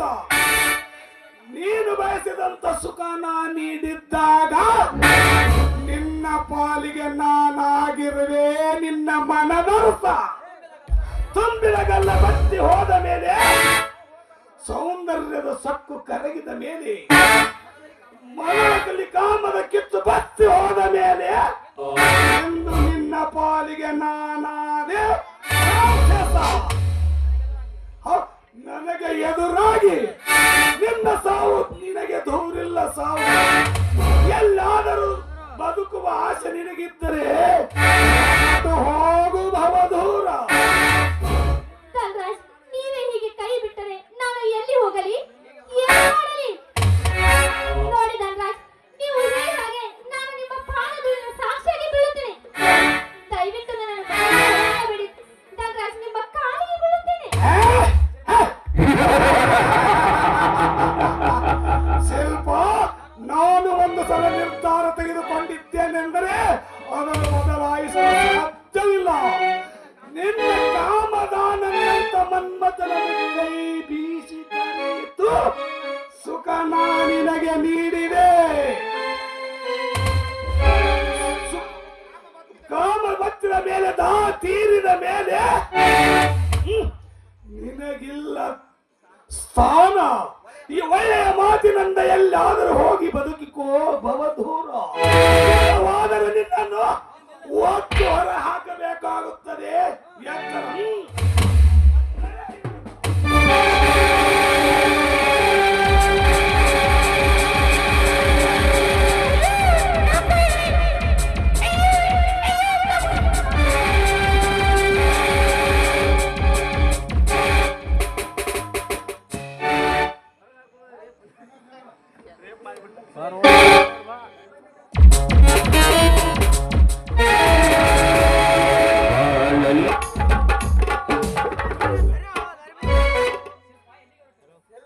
ಎಲ್ಲಿಗೆ ಹೊರಟಿರುವೆ?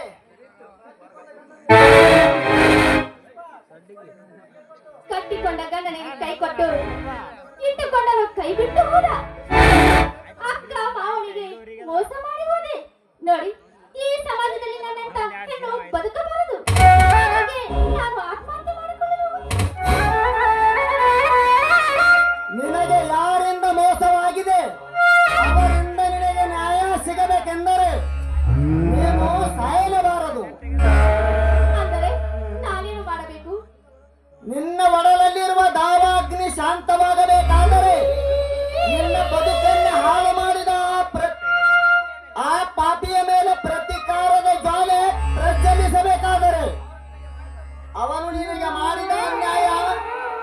ಸೇಡಿನ ಜ್ವಾಲೆ ನಿನ್ನ ಮನೆಯಲ್ಲಿ ಕಿಚ್ಚು ಹತ್ತಿಸಲಿಲ್ಲವೇ? ಯಾಕಿಲ್ಲ, ಸಾಕಷ್ಟಿದೆ, ಬೇಕಾದಷ್ಟಿದೆ. ಅವರ ಮಾಡಿದ ಮೋಸಕ್ಕೆ ಅವರ ರಕ್ತ ಕುಡಿಯಲೇಬೇಕು. ಕುಡಿದರೆ ನನ್ನ ಮನಸ್ಸಿಗೆ ಸಮಾಧಾನ. ನೋಡು, ನಮ್ಮ ಕುಟುಂಬನು ಒಡೆದು ನನ್ನ ಅಣ್ಣ ಅತ್ತಿಗೆಯನ್ನು ಬೇರೆ ಮಾಡಿ ನನ್ನನ್ನು ಹೇಗೆ ಬೇಕು ಮರಕೊಂಡಂತೆ ಅನುಭವಿಸಿ ನನಗೆ ಮದುವೆ ಆಗುತ್ತೇನೆಂದು ಮರು ಮಾತು ಕೊಟ್ಟು ಈಗ ನನ್ನನ್ನು ಮನೆಯಿಂದ ಹೊರಹಾಕಿದ್ದಾನೆ.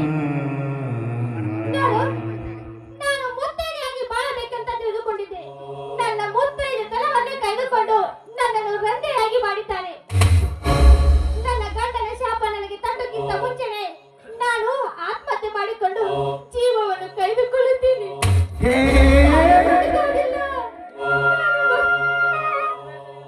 ನೀನು ಅತ್ತರೂ ಪ್ರಯೋಜನವಿಲ್ಲ, ಸತ್ತರೂ ಚಿಂತೆ ಇಲ್ಲ. ಮೋಹದ ಮಾತಿಗೆ ಮನಸೋತು ಕಾಲು ಜಾರುವ ಮುನ್ನವೇ ಯೋಚಿಸಬಹುದಾಗಿತ್ತು. ಈ ಭಾರತ ದೇಶದಲ್ಲಿ ಗರತಿ ಹೆಣ್ಣಿಗೆ ಯಾವ ಗೌರವ ಸ್ಥಾನವಿದೆ ಎಂಬುದು ಗಂಡನ ದೇವರೆಂದು ಬದುಕುವ ಹೆಣ್ಣು ಸತಿ ಶಕ್ತಿಯಾಗುತ್ತಾಳೆ. ದುಷ್ಟರನ್ನು ಕಾಮುಕರನ್ನು ಸುಡುವ ಚಂಡಿ ಚಾಮುಂಡಿಯಾಗುತ್ತಾಳೆ. ನೀನು ಈ ರೀತಿ ಬಾಳಬೇಕಾಗಿತ್ತು. ತಪ್ಪು ಮಾಡಿ ಬಿಟ್ಟಿದ್ದೇನೆ. ನಾನೀಗ ತಪ್ಪನ್ನೇ ಮಾಡಿ ಬಿಟ್ಟಿದ್ದೇನೆ. ನನ್ನ ಮನೆತನದ ಮಾನವೇ ಹೋಗಿದೆ.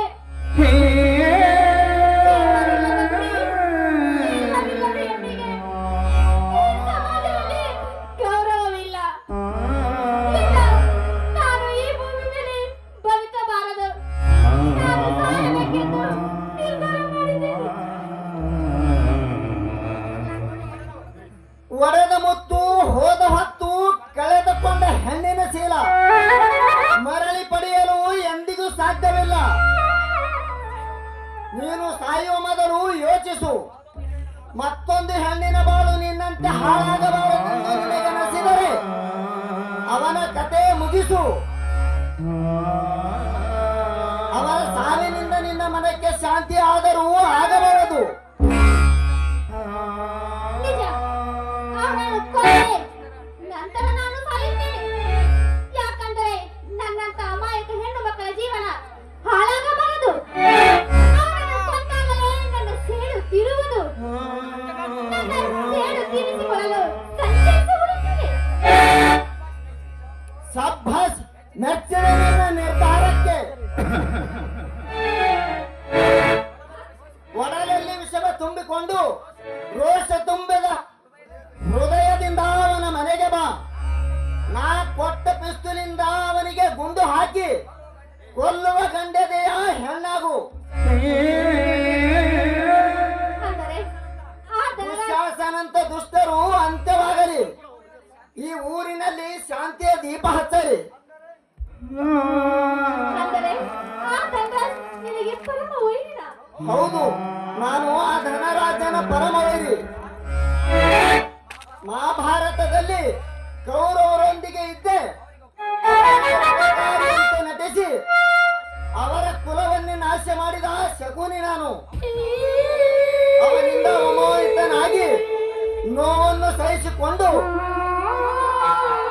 ಸಮಯಕ್ಕಾಗಿ ಕಾಯುತ್ತಿದ್ದೆ.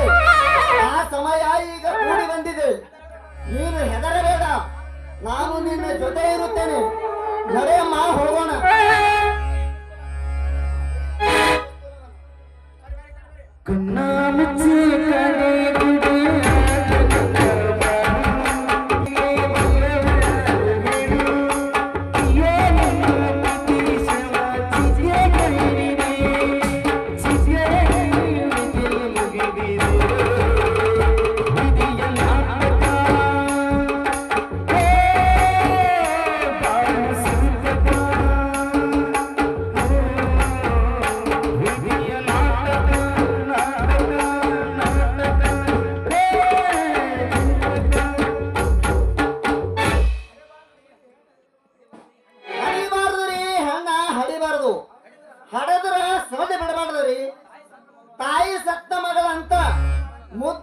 ಇದಕ್ಕ ನನ್ನ ತಲೆ ಮ್ಯಾಲ ಮೆಣಸಿನಕಾಯಿ ಎರಲಾಕತ್ತಾಳ್ರಿ. 3 ದಿನ ಐತ್ರಿ ಮನೆ ಬಿಟ್ಟು ಹೋಗಿ. ಹಡದ ತ್ರಾಸ ಆಕಿಗೆ ಹಂಗ ಗೊತ್ತಾಗಬೇಕ್ರಿ. ಸಿಟ್ಟಿಗೇರಿ ಸಟ್ಕೊಂಡ ಹೋದ ಮಗಳು ಸಮಾಧಾನ ಮಾಡಿ ಕರ್ಕೊಂಡು ಬಂದು ಮದುವೆ ಮಾಡಿಸಿದರಾಯ್ತು. ಹೇ ಕಣ್ಣಿನೊಳಗ ಶುರುವಾದ ಪ್ರೀತಿ ಮನಸ್ಸಿನೊಳಗ ಮರಿಯಾದೈತಿ. ಎರಡು ಜೀವನದೀಲೆ ನಾವ ಬೆರೆತೆ. ಕಣ್ಣಿನೊಳಗ ಶುರುವಾದ ಪ್ರೀತಿ ಮನಸ್ಸಿನ್ಯಾಗ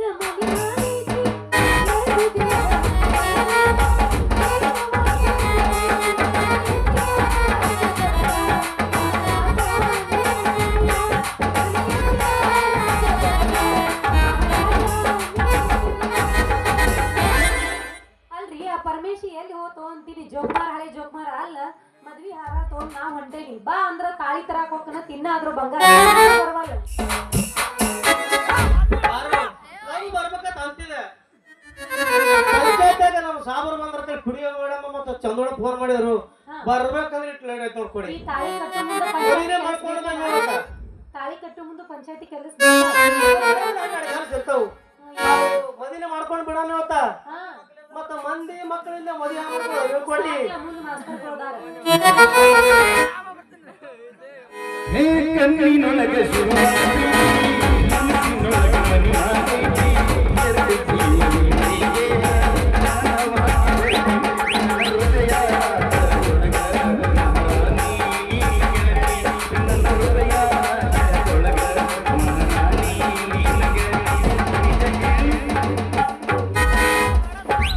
ನೋಡ್ರಿ ಮದುವೆ ಮಾತ್ರ ಮಾಡ್ಕೋತೀನಿ. ಮುಂದಿನ ಸಾರಿ ಇಲೆಕ್ಷನ್ ಇಕ್ಕೋಬೇಕು ನಿರ್ತೆ 6 ತರ್ತಿರಂದ್ರೆ ಮದುವೆ ಮಾಡ್ಕೋತೀನಿ. ಇಲ್ಲಾಂದ್ರೆ ಇಲ್ಲ. ನನ್ನ ಹೃದಯ ರಾಜ ಮಹಾರಾಣಿ ನಿನ್ನ ಗೆಳತಿ. ನಿನ್ನ ಗೆಳತಿ ನಿನ್ನ ಗೆಳತಿ ನನ್ನ ಪ್ರೀತಿ ನನ್ನ ಪ್ರೀತಿ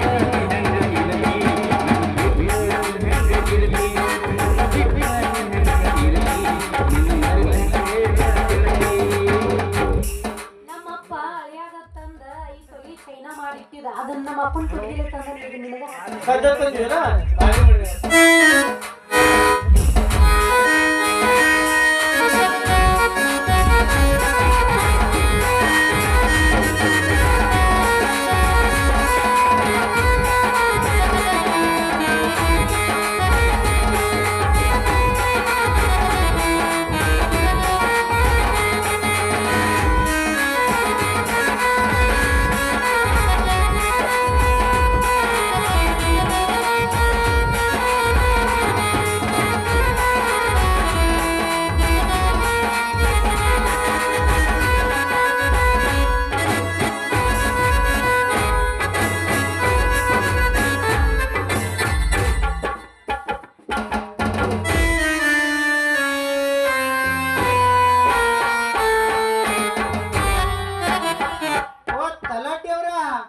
ಇಲ್ಲಿ ಯಾವ್ದೋ ನವಾಜ್ ಜೋಡಿಗಳು ಹ್ಯಾಂಗ ನಿಂತಾವ ನೋಡ್ರಿ.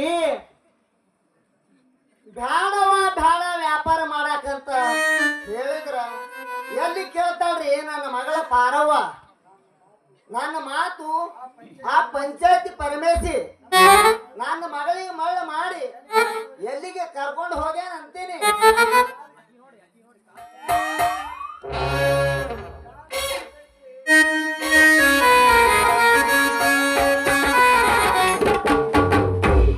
ಕಾಲ ಕೆಟ್ಟೈತ್ರಿ, ಕಾಲ ಕೆಟ್ಟೈತಿ.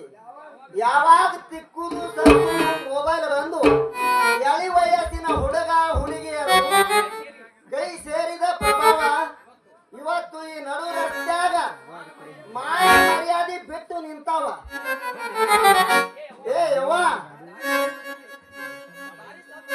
ದಾರಿ ಒಂದ್ ಸ್ವಲ್ಪ ಬಿಟ್ಟು ನಿಲ್ಲು.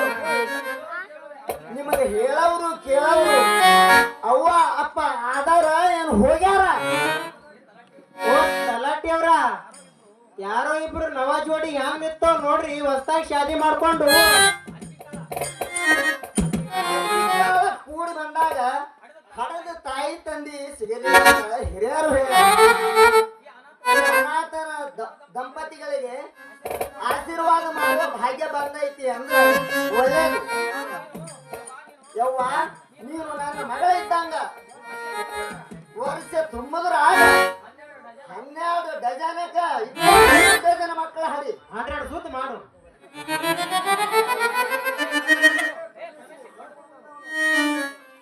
ದೊಡ್ಡ ಮನೆಯವರು ತನ್ನ ಮಗಳನ್ನು ಕೊಟ್ಟು ಅಕ್ಷತವನ್ನು ಹಾರೈಸಿ ಮಾವನರಿಗೆ ಆಶೀರ್ವಾದ ಮಾಡಮಾರು.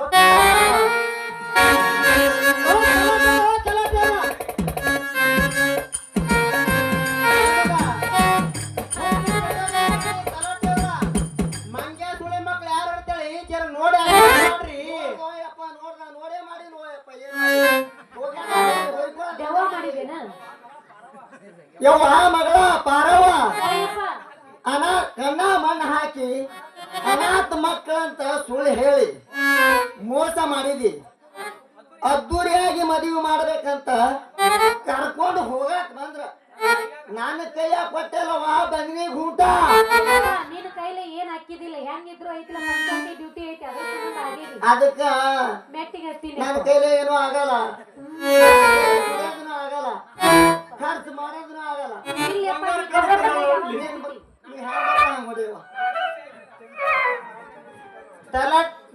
ನೋಡವ ತಂಗಿ ಮೃದು ಬಂಗಾರ ಸಿಕ್ಕದತ್ತೇಳಿ ಸಿಕ್ಕಂಗ ಮನ್ಸಕ್ ಹೋಗ್ಬೇಡವ.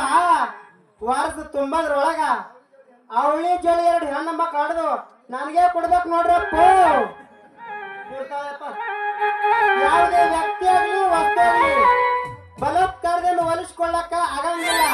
ತಾನಾಗೆ ಪ್ರೀತಿಯಿಂದ ಹುಕ್ಕಿ ಬಂದ್ರ ಹಿಂಗ ಮದುವೆನೂ ಆಗ್ತಾವ, ಬಾಳೆ ಸೂದನು ಆಗ್ತಾವ, ಬಂಗಾರ ಲಾಕೆಟ್ನು ಹಾಕ್ತಾರ.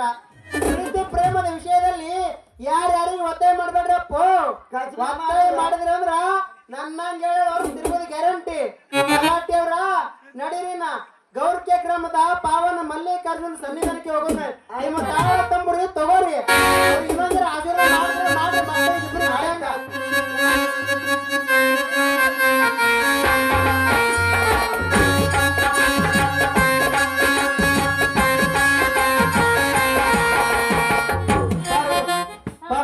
ನೀವು ಅಣ್ಣವ್ದು ಗೊತ್ತಾನ ಅವ್ದು ಟಾಚರ್ ತಗೊಂಡ್ ಕರಿಯತ್ತೀನಿ.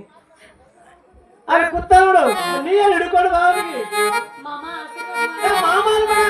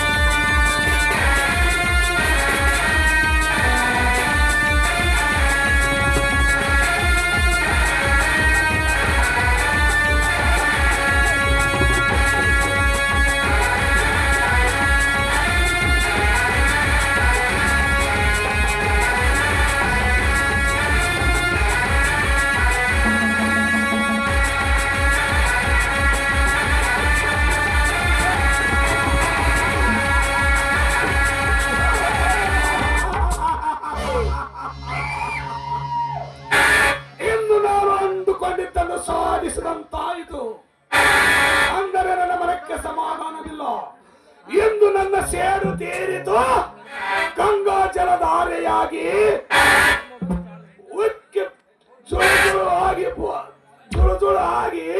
ಬತ್ತಿ ಹೋದಳು. ಶಿವಾನಂದ್ ಅವಳ ಪಾದ ಸೇರಿದ. ಶಿಲ್ಪ ಬಯಲೂರಿನ ಶಿಲೆಯಾದಳು. ಶಂಕರನ ಅಣ್ಣ ತಮ್ಮಂದಿರು ಬೀದಿಯ ಪಾಲಾದರು. ಈಗ ನನ್ನ ವೈರಿಗಳು ಸರ್ವನಾಶ ಆದ. ಈಗ ನಾನು ಬೀರನ್ನು ಕುಡಿಯಲು ಪ್ರಾರಂಭ ಮಾಡಿ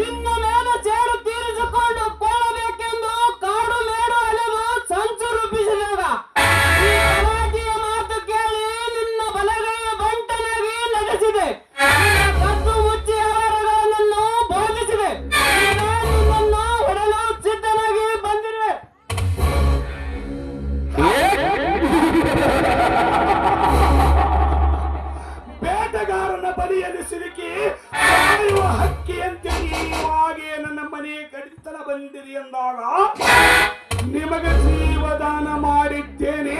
ನೀವಾದರೂ ಬಹುದೂರ ಹೊರಟು ಹೋಗಿರಿ. ನಮಗೆ ಜೀವದಾನ ಮಾಡಲು ನೀನೇನು ದೇವರಲ್ಲ. ದೇವರ ಹಂಗು ತೆರೆದು ಸಾಯಲು ಸಿದ್ಧನಾಗಿ ಬಂದಿದ್ದೇನೆ ಅಂದಾಗ ಯುದ್ಧಕ್ಕೆ ಈ ಭೂಮಿಯ ಮೇಲೆ ನೀನಿರಬೇಕು, ಇಲ್ಲ ನಾವಿರಬೇಕು. ಸಿಂಗಾರದ ಅರಮನೆಗೆ ಬಂಗಾರದ ಒಡತಿ ಎಂಬ ಸುಂದರ ಸಾಮಾಜಿಕ ನಾಟಕ ನಿನ್ನಿಂದಲೇ ಕೊನೆಯಾಗಿ ಹೋಗಲಿ. ಇಲ್ಲ ಯುದ್ಧಕ್ಕೆ ನೀನೇ ಸಿದ್ಧನಾಗು.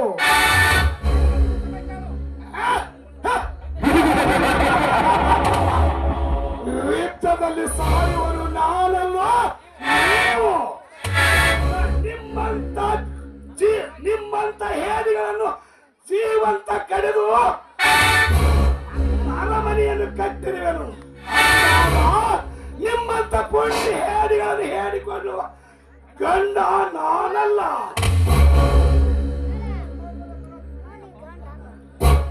ನಿನ್ನ ಪಾಪದ ಕೊನೆಯ ಇಲ್ಲಿಗೆ ತುಂಬಿ ಹೋಗಿದೆ. ಹೆಂಡತಿರಿ ದೀಪ ಆರುವ ಸಮಯ ಸಮೀಪ ಬಂದಿದೆ. ಈಗ ನಾನು ಸಿದ್ಧನಾಗಿ ಬಂದಿರುವೆ ನಿಮ್ಮನ್ನೇ ಯುದ್ಧ ಮಾಡಲು.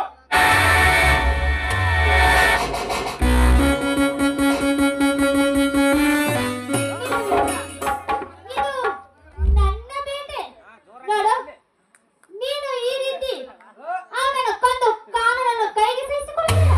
ನಿಮ್ಮ ಎಲ್ಲರ ಸೇಡನ್ನು ನಾನು ತೀರಿಸಿಕೊಳ್ಳುತ್ತೇನೆ. ಲೇ ಸೊಕ್ಕಿನ ಸುಳ್ಳಿನ ಸೌಂದರ್ಯ, ನಿನ್ನ ಪಿಸ್ತೂಲಿನಿಂದ ನಿನಗೆ ಗುಂಡು ಹಾರಿಸುತ್ತೇನೆ. ಹೋಗು ಯಮಲೋಕಕ್ಕೆ. ಕಾರಣವೇನು ಶಿಲ್ಪ? ಇದು ನಿನಗೆ ಕೊಟ್ಟವರು ಯಾರು ಶಿಲ್ಪ? ನಾನೇ ಸಾವುಕಾರ. ಯಾಕೋ ಗಾಬರಿ ಮಾಡಕತ್ತಿದ್ರು ತಮ್ಮ. ಯಾಕೇನು ಕುಂಡ ಹಣ್ಣು ಮೆಣಸಿನ್ಕಾಯಿ ಇಟ್ಟಂಗ ಆಗಿದೆ ನನ್ನ ಮಗನ. ತಲಾಟಿ, ನೀನು ನನ್ನ ವೈರುಗಳ ಕೂಡಿಕೊಂಡು ನನ್ನನ್ನು ಜೀವ ಕೊಲ್ಲಲು ಸಿದ್ಧನಾಗಿರುವೆಯ. ನೀನು ನನ್ನ ಬಂಟನನ್ನು ತಿಳಿದುಕೊಂಡಿರುವ ಇಂದು ನಿನಗೆ ನಾನು ಏನು ಅನ್ಯಾಯ ಮಾಡಿದ್ದೇನೆ ತಲಾಟಿ? ಹೇಳು ತಲಾಟಿ, ಹೇಳು. ನನಗೆ ಮಾಡಿದ ಅನ್ಯಾಯ ನಿನಗೆಲ್ಲಿ ನೆನಪಿದೆಯೋ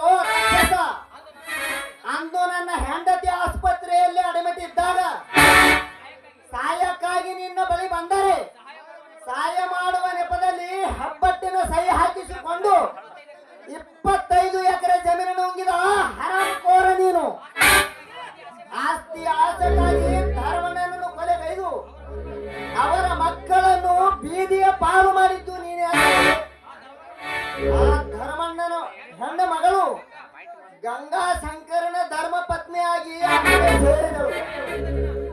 ಕೊಲೆ ಮಾಡಿದ ದಿನ ತಂದೆಯ ಪಕ್ಕದಲ್ಲಿ ಮಲಗಿದ ವಿಕ್ರಾಂತ ಸತ್ತನೆಂದು ತಿಳಿದು ಸಂಬಂಧಿಕರೆಲ್ಲರೂ ಮನೆ ಬಿಟ್ಟು ಓಡಿ ಹೋದರು. ಕೊಲೆಯಾದ ಸುದ್ದಿಯನ್ನು ನನ್ನ ಕಿವಿಗೆ ಬಿತ್ತು. ತಂದೆಯ ಪಕ್ಕದಲ್ಲಿ ಅಳುತ್ತಾ ಕುಳಿತಿರುವ ಮಗುವನ್ನು ನಾನು ತೆಗೆದುಕೊಂಡು ಹೋಗಿ ದೂರ ಕಾಡಿನಲ್ಲಿ ಬಿಟ್ಟು ಬಂದೆ. ನಾನು ಕಾಡಿನಲ್ಲಿ ಅಂದು ಬಿಟ್ಟು ಬಂದ ವ್ಯಕ್ತಿ ಮತ್ಯಾರೂ ಅಲ್ಲ, ಶಂಕರನ ಧರ್ಮ ಪತ್ನಿಗಳಾದ ಗಂಗಾನ ತಮ್ಮ ವೀರಭದ್ರ, ನಿಮ್ಮ ಸೋದರಳಿಯ, ಬೇರೆ ಯಾರೂ ಅಲ್ಲ. ಅದೇ ವಿಕ್ರಾಂತಿ ದೃಶ್ಯಗಳನ್ನು ಕಣ್ಣಾರೆ ಕಂಡು ನಿನ್ನ ಆಪ್ತನಾಗಿ ನಗು ನಗುತ್ತಾ ನಿನ್ನಲ್ಲಿಗೆ ಬಂದೆ.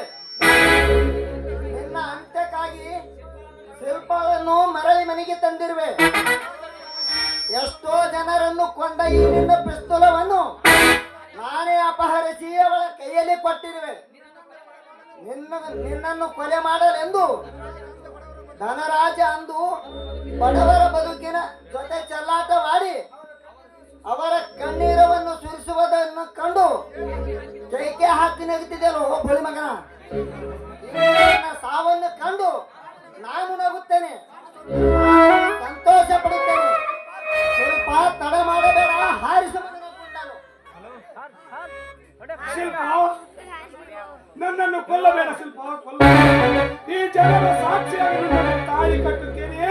ನನ್ನನ್ನು ಜೀವದಾನವಾಗಿ ಬಿಡು ಶಿಲ್ಪ, ಜೀವದಾನವಾಗಿ ಬಿಡು. ಧರ್ಮರಾಜ್, ನಿನ್ನನ್ನು ನಾನು ಅಲ್ಲ, ಆ ದೇವರು ಕೂಡ ಕ್ಷಮಿಸೋದಿಲ್ಲ. ಯಾಕಂದ್ರೆ ದೀಪ ಆರೋಕ್ಕಿಂತ ಮುಂಚೆ ತುಂಬಾ ಜೋರಾಗಿಯೇ ಉರಿಯುತ್ತದೆ. ನನ್ನ ಅಕ್ಕನ ಸಾವಿಗೆ ಕಾರಣನಾದ ನೀನು ಮೊದಲಿನ ಗುಂಡು. ನನ್ನನ್ನು ಮನೆಯಿಂದ ಹೊರಹಾಕಿದ್ದಕ್ಕೆ ಎರಡನೇ ಗುಂಡು. ನನ್ನ ಗಂಡನ ಸಾವಿಗೆ ಕಾರಣನಾದದಕ್ಕೆ ಮೂರನೇ ಗುಂಡು.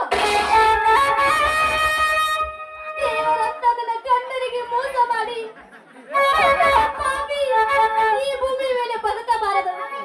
ಅದಕ್ಕೆ ನಾನೇ ನಾಲ್ಕನೇ ಗುಂಡನ್ನು ಹಾರಿಸಿಕೊಳ್ಳುತ್ತೇನೆ.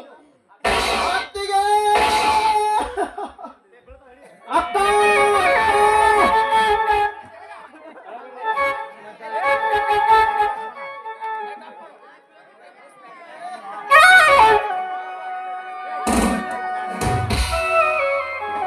ಪರಮೇಶ್, ಇಲ್ಲ, ಪ್ರಕಾಶನನ್ನು ಕಂಡು ಬರುತ್ತೀನಿ ಅಂತ ಹೇಳಿ ಹೋದವರು ಇಷ್ಟಕ್ಕಾದ್ರೂ ಬರಲೇ ಇಲ್ಲ.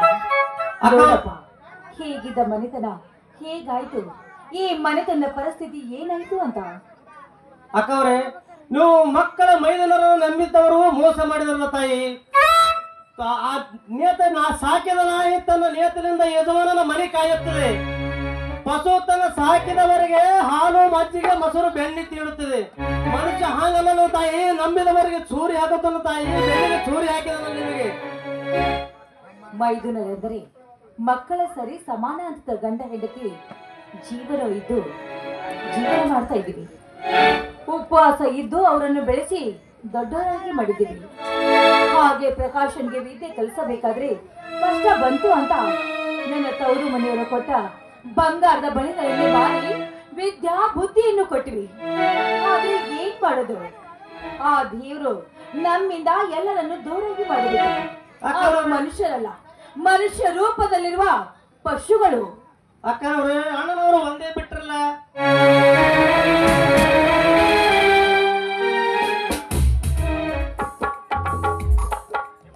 ಯಾಕ್ರಿ, ಯಾಕಿಷ್ಟು ತಡಬಾಡಿದ್ರಿ? ಪ್ರಕಾಶ ಸಿಕ್ಕಿರ್ಬಂದಿ, ಪ್ರಕಾಶನೊಂದಿಗೆ ಮಾತಾಡಿದ್ರ ಏನ್ರಿ? ನಾನು ಇಷ್ಟು ಮಾತನಾಡ್ತಾ ಇದ್ರು ಹಾಗೆ ನಿಂತು ಬಿಡ್ರಲ್ಲ. ಪ್ರಕಾಶ ಏನು ನಡೀತೆಂದ ಮಾತ್ರ ಕೇಳಬೇಡ ಗಂಗಾ. ಅವನಾಡಿದ ಮಾತು ನೀನು ಎಲ್ಲಿ ಕೇಳಿಸಿಕೊಂಡು ಎಲ್ಲಿ ಹೊಡೆದು ಸತ್ತು ಹೋಗಿ ಗಂಗಾ, ಸತ್ತು ಹೋಗಿ ಗಂಗಾ. ನಮ್ಮ ಇಬ್ಬರ ಬದುಕಿನಲ್ಲಿ ಒಳ್ಳೆಯ ಕಾಲ ಕೊನೆಗೂ ಬರಲಿಲ್ಲ ಗಂಗಾ, ಕೊನೆಗೂ ಬರಲಿಲ್ಲ. ನಮ್ಮ ಬದುಕು ಬರೀ ಕತ್ತಲಾಯ್ತು ಗಂಗಾ, ಕತ್ತಲಾಯ್ತು. ಅಲೆಗಳು ಅಪ್ಪಳಿಸಿ ಬಂದು ಬೋರ್ಗರೆದರೂ ಭಯ ಪಡೆದ ನಮಗೆ ಅದೃಷ್ಟದ ಕಾಲ ಹೇಗೆ ಬರುತ್ತದೆ, ಹೇಗೆ ಬರುತ್ತದೆ? ಪಾಲಿಗೆ ಬಂದದ ಪಂಚಾಮೃತ ಅಂತ ತಿಳಿದು ಕೊಂಡು ಹೋಗ್ಲೇಬೇಕಲ್ಲ ಸ್ವಾಮಿ, ಕೊಂಡು ಹೋಗ್ಲೇಬೇಕಲ್ಲ. ಹಾವಿಗೆ ಹಾಲಿರೋದು ಕಟುಕರಿಗೆ ಕನಿಕರು ತೋರಿಸಿದ ಎರಡು ಒಂದೇ ಗಂಗಾ, ಎರಡು ಒಂದೇ. ನಾವಿಬ್ಬರು ಬಿತ್ತಿ ಬೆಳೆಸಿದು ಮಾವಿನ ಮರಲ್ಲ, ಬೇವಿನ ಮರಗಳು. ಅವು ಎಂದಾಗ ಶಿವಫಲ ಕೊಡುವುದೇ ಗಂಗಾ. ಹೋಗ್ಲಿ ಬಿಡಿ ಪ್ರಕಾಶ, ನಿಮ್ಮ ಎದುರಿಗೆ ಏನ್ ಮಾತಾಡ್ತಾ ಆತ ನನ್ನ ಮುಂದೆ ಹೇಳಿ ಸ್ವಾಮಿ, ನನ್ನ ಮುಂದೆ ಹೇಳಿ. ಅವನಾಡಿದ ಮಾತು, ನಡೆದುಕೊಂಡ ರೀತಿಯೇ ಎದೆ ಬಡಿದುಕೊಂಡವನ ಮನೆಯಲ್ಲಿ ಸತ್ತು ಹೋಗಬೇಕೆಂದು ನಿರ್ಧರಿಸಿದೆ. ಆದರೆ ನನ್ನ ಹೆಂಡತಿ ನೀನು ಪರದೇಶಿ ಆಗುವಳೆಂದು ತಿಳಿದು ನಿನ್ನಲ್ಲಿ ಓಡೋಡಿ ಬಂದೆ ಗಂಗಾ, ಓಡೋಡಿ.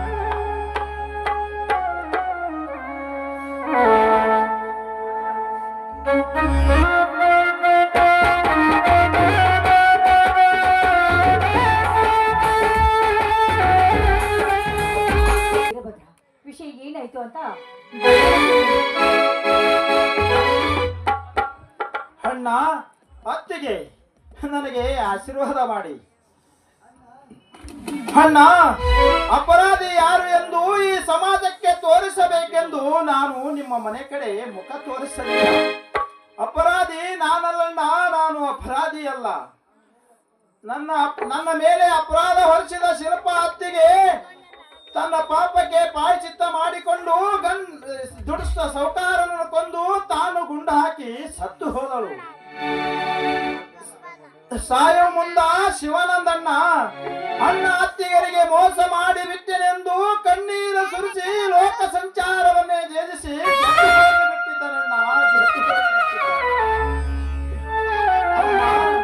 ಬಾಬಮ್ಮ, ಅಮ್ಮ, ಅತ್ತಿಗೆ ಬಾ ಮಗು ಎಂದು ಒಂದೇ ಸರಿ ಕೂಗಿ ಕರೆದರೆ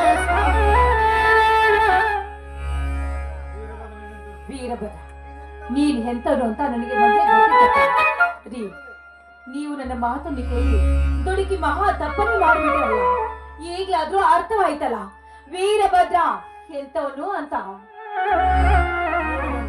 ಪ್ರತ್ಯಕ್ಷ ಕಂಡರು ಪ್ರಮಾಣಿಸಿ ನೋಡಬೇಕೆಂದು ಹಿರಿಯರು ಹೇಳಿಲ್ಲವೇ? ಅಂದು ಇವರನ್ನು ಹೊರ ಹಾಕದಿದ್ದರೆ ಈ ಸಮಾಜ ಜನ ನಮ್ಮಿಂದ 108 ಮಾತನಾಡಿ ಒಳ್ಳೆಯದಾಯ್ತು. ನಿನ್ನ ಮಾತನ್ನು ತಿರಸ್ಕರಿಸಿ ಮನೆ ಬಿಟ್ಟು ಹೋದ ನಿನ್ನ ಮುದ್ದಿನ ಮೈದನ, ನಿನ್ನ ಮುದ್ದಿನ ಸೊಸಿ ತಂಗಿ ಸಾವು ನಿಂತರು. ಆದರೆ ಈ ಮನೆಯ ಗೌರವವನ್ನು ಉಳಿಸಿ ಬೆಳೆಸಿದ ವೀರಭದ್ರ ಮತ್ತೆ ಮರಳಿ ಮನೆಗೆ ಬಂದಿದ್ದಾನೆ.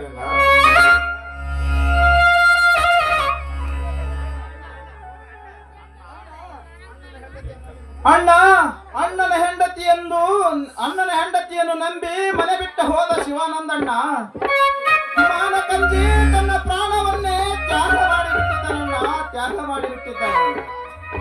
ಸಾಯುವ ಮುನ್ನ ಅಣ್ಣ ಅತ್ತಿಗೆರಿಗೆ ಮೋಸ ಮಾಡಿಬಿಟ್ಟೆನೆಂದು ಕಣ್ಣೀರು ಸುರಿಸಿ ನನ್ನ ತೊಡಿಮೆಗೆ ತಲೆ ಇಟ್ಟು ಈ ಲೋಕ ಸಂಚಾರವನ್ನೇ ಗೆದ್ದು ಹೋಗಿಬಿಟ್ಟಿದ್ದಾನೆ.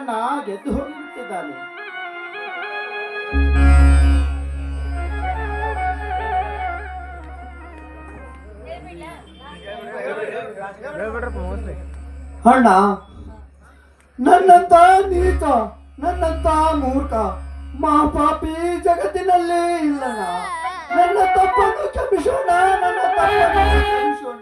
ಯಾರು ನೀನು? ಇಲ್ಲಿ ಏಕೆ ಬಂದೆ? ನೀನು ಯಾರು ನನ್ನ ಗೊತ್ತಿಲ್ಲ, ಹೊರಟು ಹೋಗಲಿಲ್ಲ. ಸಣ್ಣವ್ರು ಮಾಡಿದ ತಪ್ಪನ್ನು ದೊಡ್ಡರಾದ ನಾವೇ ಸಹಿಸ್ಕೊಂಡು ಹೋಗ್ಬೇಕಲ್ಲ. ನೋಡಿ, ಒಡೆದ ಹೋದ ಸಂಸಾರ ಮತ್ತೆ ಒಂದುಗೂಡಿತಲ್ಲ. ಬನ್ನಿ, ಈ ಸಮಯದಲ್ಲಿ ಆ ಮಲ್ಲಿಕಾರ್ಜುನನ್ನು ನೆನೆಯುತ್ತಾ ಮಂಗಲ ಹಾಡೋಣ.